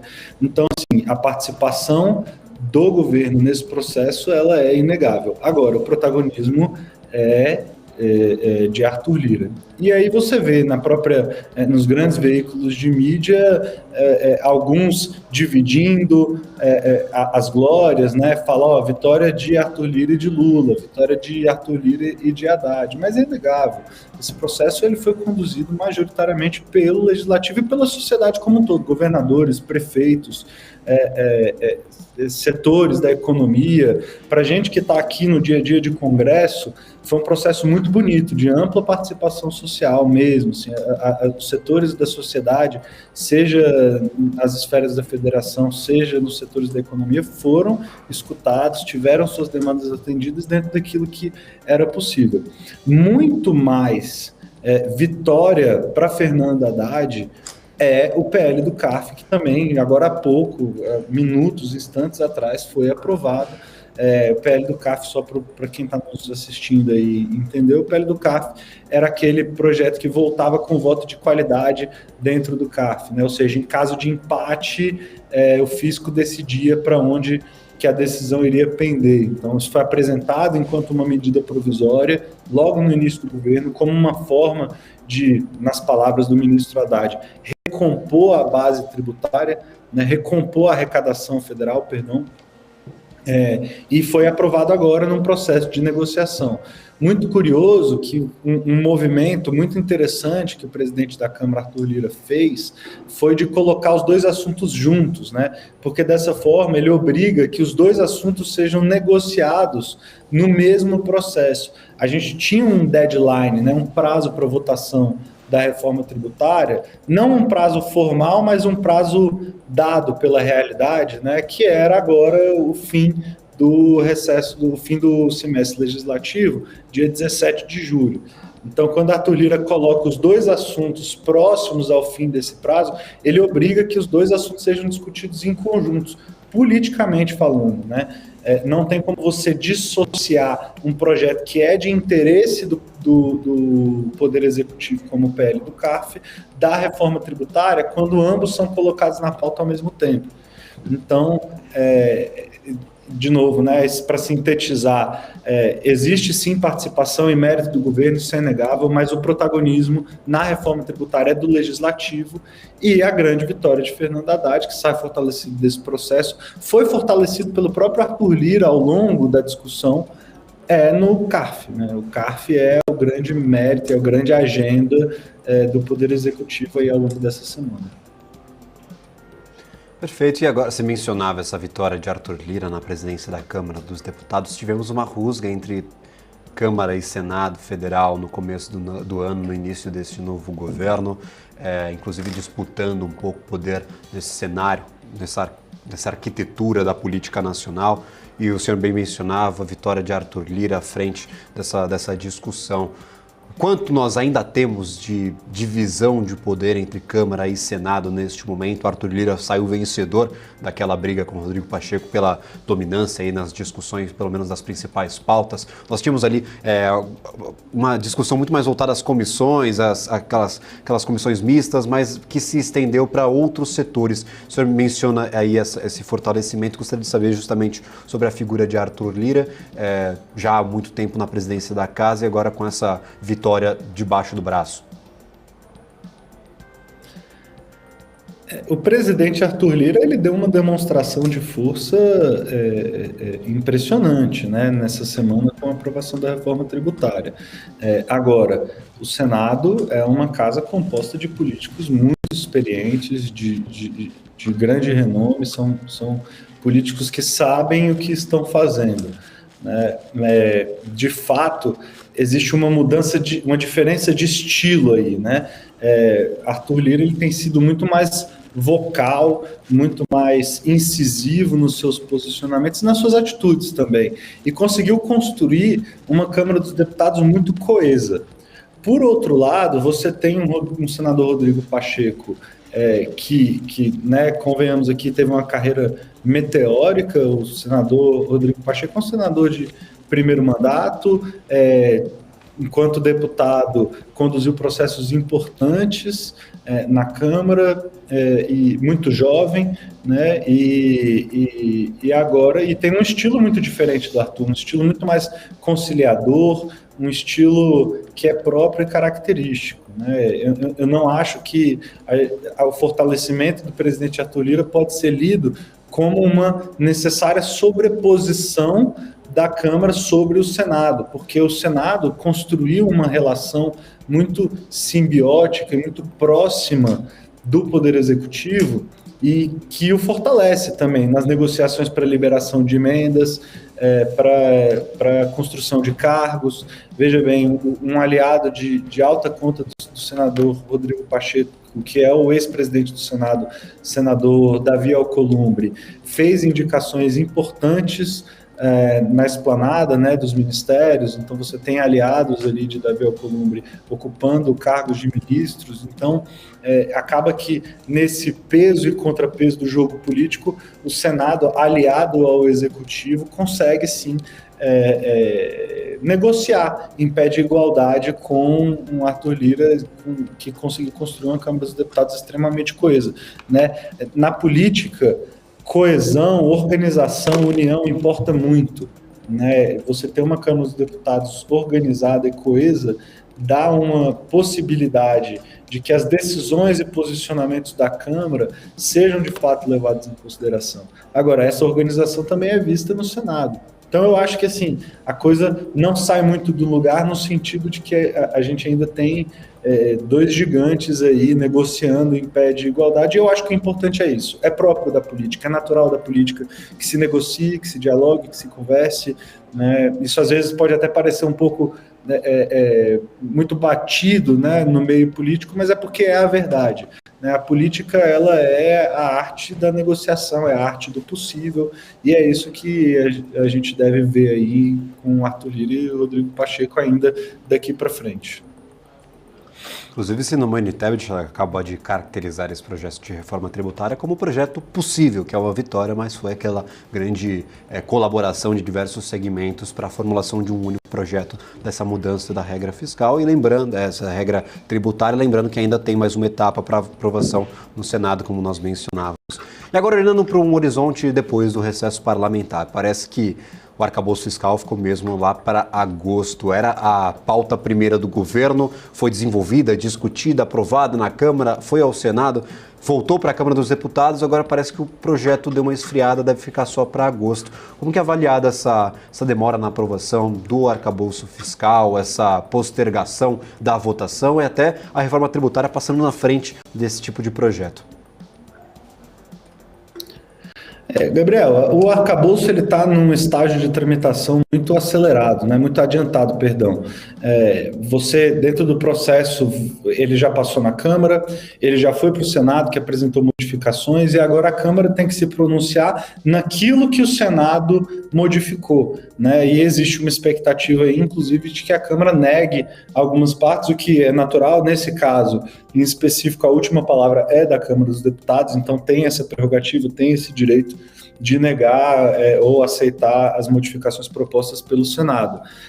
Agora, dentro de uma pauta econômica e legislativa tão congestionada, o governo teve que eleger prioridades, né? E dentre uma reforma histórica com muito apoio do legislativo, como a reforma tributária, um projeto de lei como o projeto de lei do CARF, que tem como condição de aumentar a arrecadação do governo agora, já, neste momento, né, assim, quando eu digo agora, já num período relativamente curto aí, em termos de governo, né, de Estado, e o arcabouço fiscal, que já está adiantado, já está encaminhado, eu acho que a avaliação foi muito no sentido de, veja, vamos aprovar a reforma tributária, que é um processo muito complexo, é como se fosse um cruzeiro, né? Um grande navio que, para você mudar a trajetória, exige muito esforço, exige muita energia, então vamos manter essa rota, vamos aprovar, né, reforma tributária. Vamos aprovar o projeto de lei do CARF, porque tem um impacto nas contas públicas que o governo almeja muito para que possa fazer investimentos,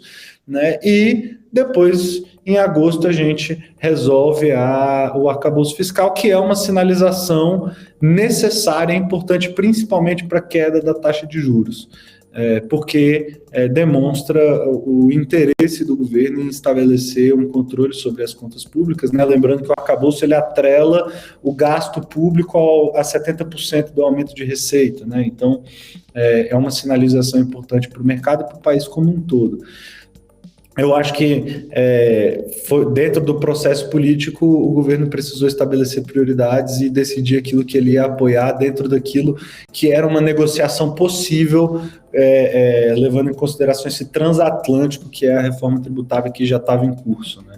Seria muito danoso para o país mudar essa trajetória e perder essa janela de oportunidade de aprovar a reforma tributária.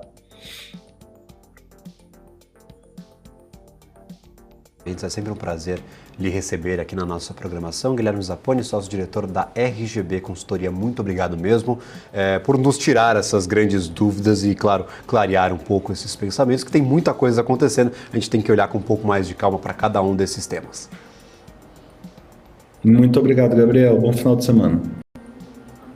Um ótimo final de semana para nós e, claro, para todo mundo que nos assiste, a nossa programação não se encerra neste momento. Eu vou para um rápido intervalo, o mercado já está encerrado. Aqui nós temos o Ibovespa agora operando em aftermarket e daqui a pouco a gente traz as atualizações sobre isso, mas, claro, depois do anúncio dos nossos patrocinadores.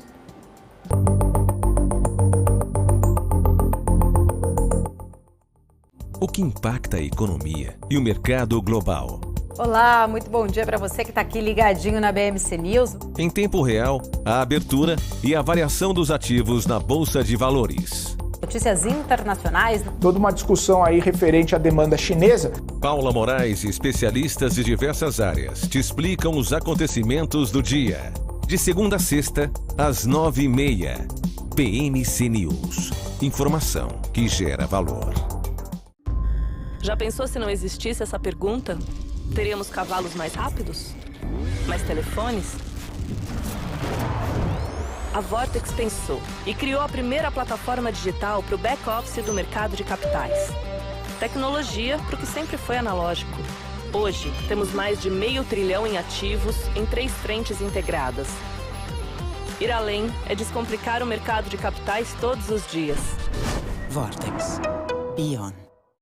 No combate à malária, a gente precisa se unir. Unidos para prevenir. Use mosquiteiros, telas nas portas e janelas, repelentes, roupas compridas e deixe o agente borrifar a sua casa. Unidos para tratar. Em caso de sintomas como dores de cabeça e no corpo, febre e calafrios, procure uma unidade básica de saúde e faça o exame. O combate à malária acontece com a participação de todos. Cidadãos, comunidade e governo. Ministério da Saúde, Brasil, União e Reconstrução, Governo Federal. A maioria dos gurus financeiros estão por aí fazendo você acreditar que operar opções é difícil demais. Será mesmo? Meu nome é Raoni Rossetti, eu trabalhei na XP por 11 anos, montei a área de produtos estruturados e por vários dias eu negociei mais de R$1 bilhão no meu teclado. Eu desenvolvi algo muito simples, que antes estava escondido apenas para grandes investidores que eu atendia. Mas eu resolvi abrir o jogo em uma websérie de 3 episódios 100% gratuitos.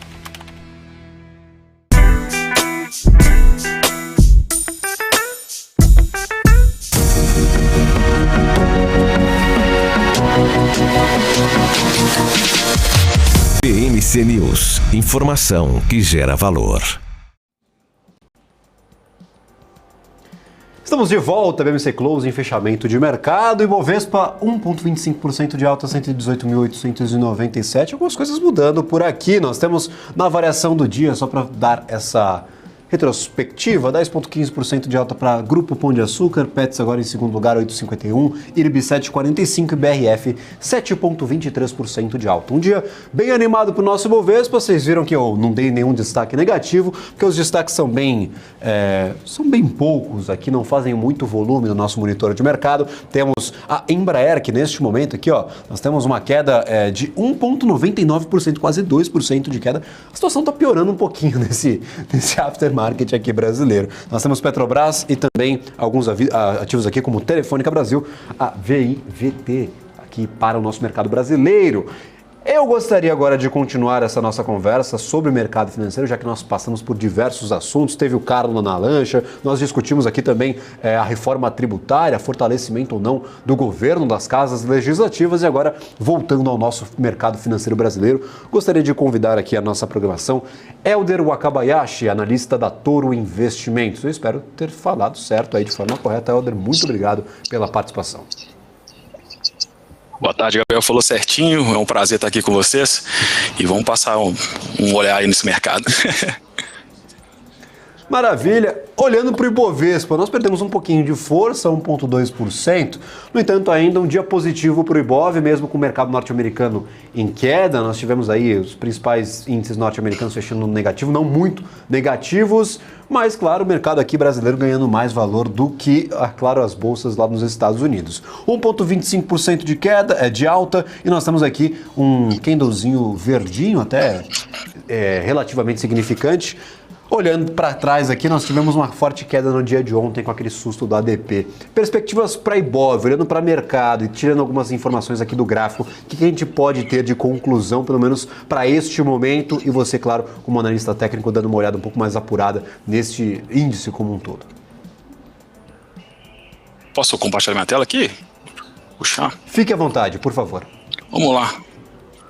Bom, o que eu vejo, né, a gente acabou chegando numa região de preço, né, que a gente acaba tendo um pouco de consolidação, né, região de 120 mil pontos, região que tem muito peso psicológico, né, o mercado consolidou a ADP ontem, apesar, né, dessa queda forte, ontem a gente estava numa tendência de tendência de alta forte, a gente fez uma correção a uma média de 21, seguindo numa tentativa de rompimento da região dos 121 mil pontos, mas o mercado, depois de hoje, né, parece que o mercado enxergou esses dados de PU de forma um copo mais cheio, né, meio cheio. Então a gente tem esse movimento um pouco mais altista. Eu acredito, né, apesar da gente ter esse finalzinho corrigindo um pouco, acredito que para as próximas semanas esse rompimento da região de 121 mil pontos pode vir. Eu estou com alvo na região dos 124 mil pontos, acho que tem tudo para puxar. A gente está tendo alguns desses movimentos aí de dólar index, né, o DXY caindo forte, favorecendo bastante aí esses movimentos para a nossa bolsa, né, questão de carry, dólar para baixo. Acho que a gente tem tudo para continuar nesse movimento altista de bolsa de valores. Maravilha, eu estou olhando agora para ativos mais específicos. Eu trazia aqui durante o nosso dia, durante a nossa programação, um destaque para Pecar. Nós tivemos aí nas últimas 2 semanas, acho que quase 40% de alta para Grupo Pão de Açúcar, que está envolvido em diversas discussões. Questão da relação com o controlador, questão da venda de alguns ativos que estão dentro do portfólio de Pecar. Então tem bastante coisa rolando, bastante notícia, mas o ativo se movimentando bastante. A gente tem como traçar já alguma perspectiva para o papel ou tirar alguma informação adicional aqui da oscilação dos preços, do gráfico aqui do ativo? Olha, nos patamares agora de preço, né, hoje o papel teve um movimento bem forte aí, principalmente por conta aí da reforma tributária, né, ele teria, né, um benefício aí dos itens de cesta básica, que tem favorecido aí todos os setores, no geral, de Carrefour, Açaí, então Pão de Açúcar. Eu acredito aqui que a gente está com um movimento bem puxado, né, bem esticado. Eu esperaria para os próximos dias uma possível correção de movimento, né, a gente vê aí um deslocamento bem grande, fora da média de 9 períodos aí, o uso exponencial. A gente vem trabalhando próximo dessas máximas de outubro de 2022. Nesses patamares aqui, eu espero para os próximos dias uma possibilidade de uma correção de movimento de alta desses papéis. Tá? Não vejo muita posição nesses patamares, né? Posições claras aqui de entrada para que tenha uma relação risco-retorno interessante para a gente entrar nesses papéis. Então, interessante seria para o investidor que entrar em PK esperar uma correção e tentar pegar um pouco mais embaixo. Realmente parece um pouquinho esticado quando a gente olha aqui um pouco mais cuidado para o ativo. Agora, um ativo que está bem, está sempre aqui, não vai, tem as casas que adoram esse tipo de companhia, dando aqueles preços bem interessantes, bem atrativos para a companhia. Estou falando de 3R Petróleo, 7% de alta no dia, no entanto, tá não vai ou não vai desde o começo do ano. O saldo final ainda é negativo, 13% de queda, mas já dá algum sinal de recuperação esse ativo, pelo menos quando a gente olha ali para a cotação na tela? Vamos lá. 3R Petróleo na tela. Mercado recuperando, né? A gente teve dados importantes aí sobre produção, né? Os novos polos de extração vieram com resultados legais, né? Tiveram uma alta mensal de produção de barril de petróleo aí de 45 mil, uma alta de 64%, mercado recuperando. Eu acredito ainda que a gente trabalha em pontos aqui de uma consolidação de mercado. Por enquanto eu não vejo uma movimentação tão clara de alta, né? A gente vai continuar trabalhando nesse price action aí, entre média de 200, região do 33, 34, voltando ao 30. Por enquanto eu esperaria, apesar desse volume financeiro alto que a gente tem no dia de hoje, eu esperaria um movimento um pouco mais forte, um teste mais incisivo aí, tentando romper essa média de 200 períodos exponenciais acima dos R$34. Esperaria uma correção para tentar fazer algum tipo de compra, porque nos patamares agora, como a gente está trabalhando bem próximo aí desse meio de consolidação, fica um stop caro, um risco-retorno não tão favorável, esperaria talvez, né, ou trabalhar de volta num ponto de venda nessas médias de 200, ou uma correção depois de um tentativo de rompimento acima dos R$34 para montar algum tipo de posição, que a gente vai ter um stop um pouquinho mais barato. Maravilha, eu já vi gente comentando nas nossas redes sociais, eu estou fazendo um apanhado de ativos aqui que o pessoal sempre comenta bastante, eu quero tirar algumas dúvidas. Dizendo que, olha, Banco do Brasil tá caro demais, mas BB Seguridade pode ser uma alternativa aí para acumular neste momento. E aí eu quero falar sobre BBSE aí, BB Seguridade, tirando um pouquinho dessas dúvidas. A gente sabe que o Banco do Brasil tá, assim, até realmente assustador, o pessoal tá até estranhando que não devolve tanto essa alta que apresentou nos últimos meses. Mas BB Seguridade segue no mesmo ritmo, você tem perspectivas um pouco mais positivas, já dá para enxergar alguma oportunidade no ativo? Aí tirando se é uma boa empresa ou não, se está num bom momento operacional, agora olhando especificamente aí para a cotação de tela, é uma boa ideia neste momento ou o gráfico não dá muita esperança para o investidor? Colocando o gráfico na tela, eu acredito que seja um bom patamar, né? Eu ficaria de olho nessas regiões acima dos R$32. O mercado tentou perder, né, a média de 200 períodos, fez esse rompimento falso da média de 200, volta para cima das médias curtas, fazendo uma correção aí próximo dos R$31. Já dá uma carinha que esse ponto aí pode ser um ponto de stop caso o mercado rompa a região do 32, né, uma região para a gente colocar como ponto de referência, que foram fundos anteriores que a gente deixa bem sinalizados, né? Essa questão aqui de março, abril, esse pontinho aqui em maio, rompimento dessa região dos 32 e 30, stop na região 31, acho que faria muito sentido, mas a gente precisa de um rompimento aí com um volume maior, mas eu acho que é um papel para ficar de olho.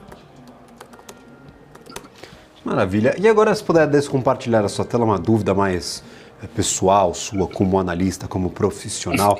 A gente vê um Ibovespa agora bem distante de alguns patamares que nós vimos há pouquíssimo tempo atrás. Nós batemos aqui nos 96 mil pontos, mais de 20% aí de alta desde então.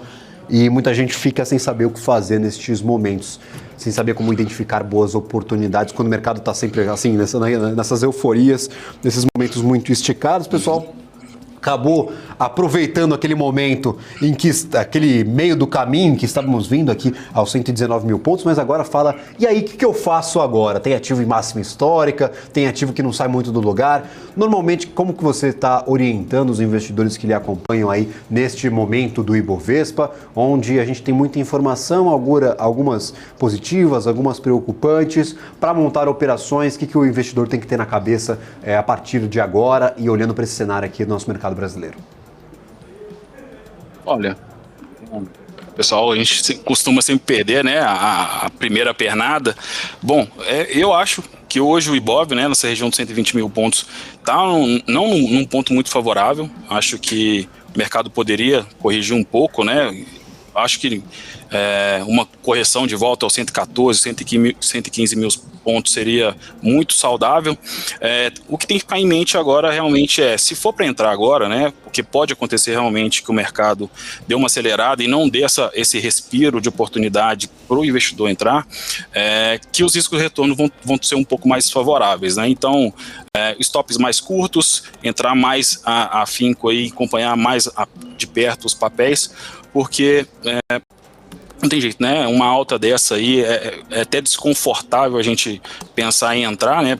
Psicologicamente, né? Mas a gente tem nos próximos meses aí possibilidade de corte de taxas de juros, então pode ajudar bastante a continuidade alta, casas lá fora também dando entrada, né, em bolsa brasileira, em renda fixa brasileira. Acho que tem tudo dando sinais positivos para uma continuidade de alta do nosso IBOV, mas o investidor que não entrou, não pegou essa primeira pernada de alta, vai ter que se acostumar em ter um risco-retorno um pouco menos favorável, né? Não tem jeito.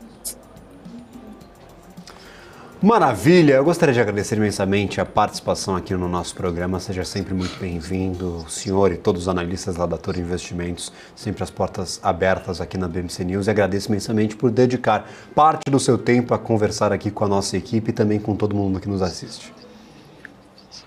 Eu que agradeço, Gabriel, e pode contar com a Toro aqui, a gente está sempre à disposição para vocês.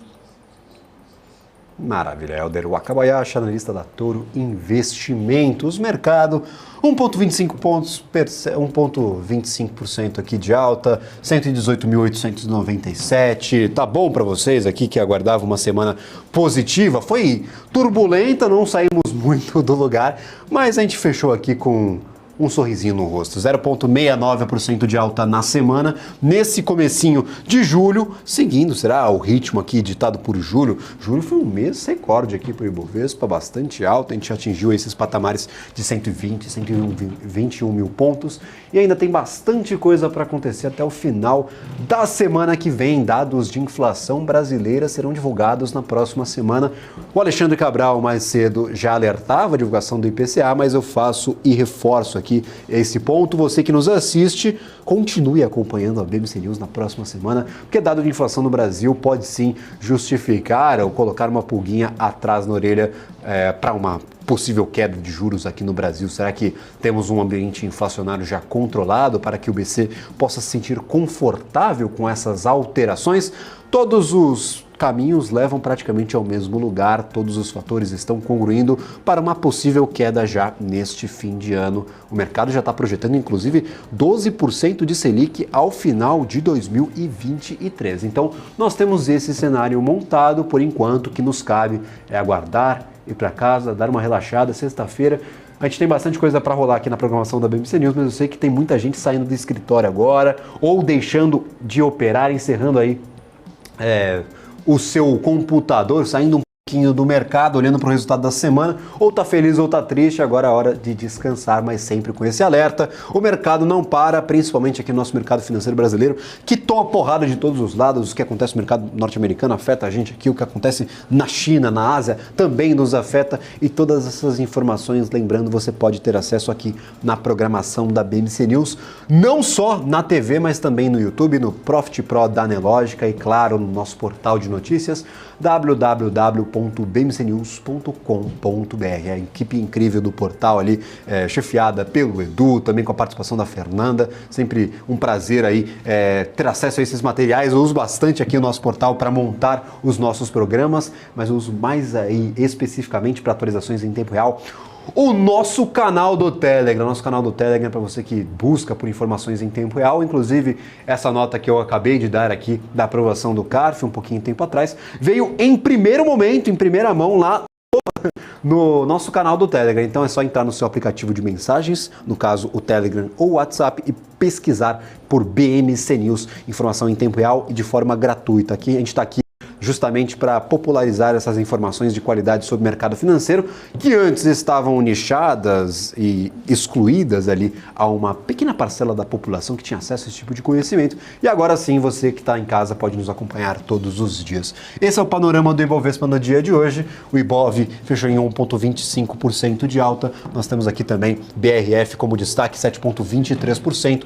Cotação da curva de juros, como encerraram aqui as negociações, nós temos um afrouxamento em todos os DIs negociados até 2033. 2035 ganhou um pouquinho, mas eu chamo a atenção aí para essas quedas até expressivas de 2029 até 2033, com mais de 1% de queda na negociação dos DIs futuros na curva de juros. Então, afrouxamento, um dia animado para o dólar. Nós temos um dia negativo em comparação aos principais ativos do planeta, as principais moedas do mundo. O real perdeu algumas colocações, o dólar no finalzinho do mercado não à vista, mas o dólar negociado de forma futura estava perdendo um pouquinho da sua força. Neste momento, o real brasileiro 1% de alta em relação ao dólar, mas o que é importante é ressaltar que todos os ativos aqui, todas as moedas fiduciárias, pelo menos essas 22 que nós acompanhamos aqui na BMC News, boa parte delas estão ganhando valor em relação à moeda norte-americana, que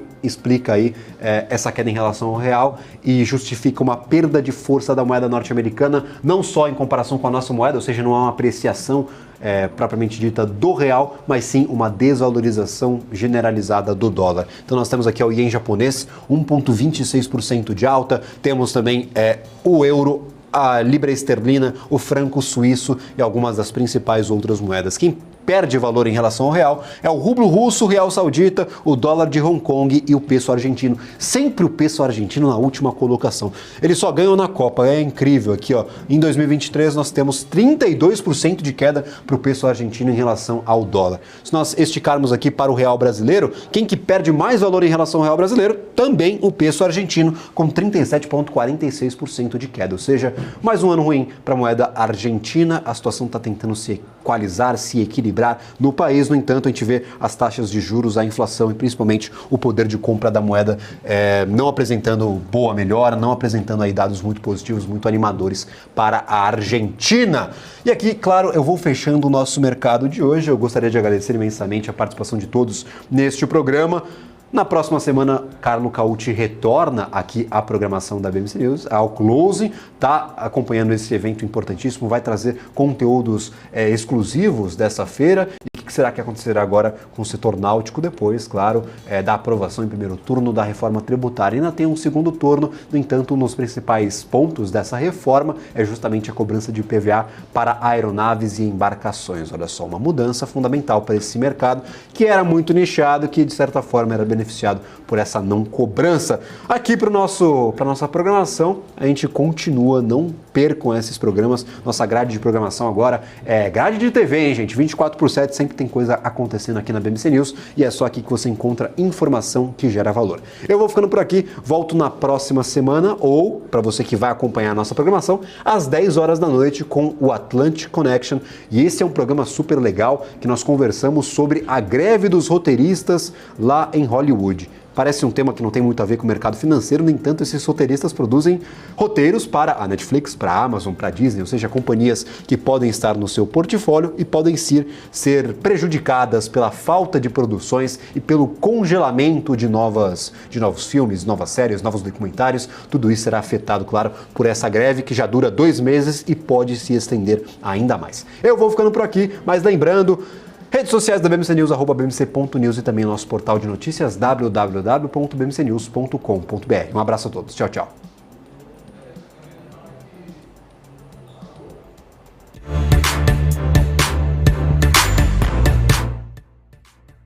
O que impacta a economia e o mercado global.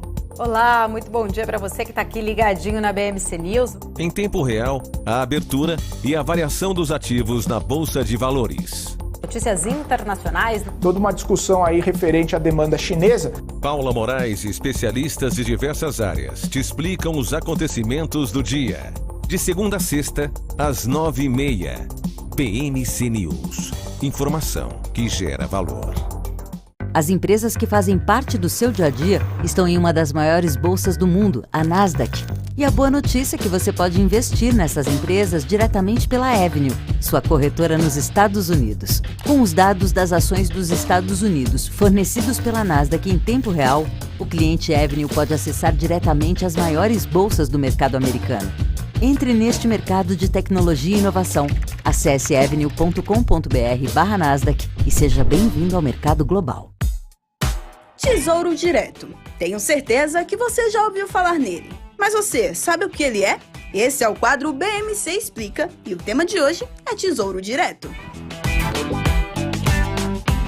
Bom, nada mais é do que um programa do governo brasileiro, em parceria com a B3, que permite que pessoas físicas invistam diretamente em títulos públicos emitidos pelo Tesouro Nacional, bastando apenas ter uma conta num banco ou em uma corretora habilitada pelo Tesouro Direto. O Tesouro Nacional oferece títulos com diferentes tipos de rentabilidade, atreladas tanto à variação da inflação do país mais uma taxa real, a Selic, ou a uma taxa pré-fixada. Esses títulos são uma das formas do governo de captar recursos para financiar as atividades e projetos. Os investidores podem escolher diferentes tipos de títulos com prazos e rentabilidades diferentes. Além de acessível e de apresentar muitas opções de investimento, o Tesouro Direto oferece boa rentabilidade, liquidez diária e baixo risco de crédito. O investidor pode ficar até o final do prazo contratado ou até mesmo sair antes do prazo. No entanto, se sair antes, a rentabilidade pode oscilar,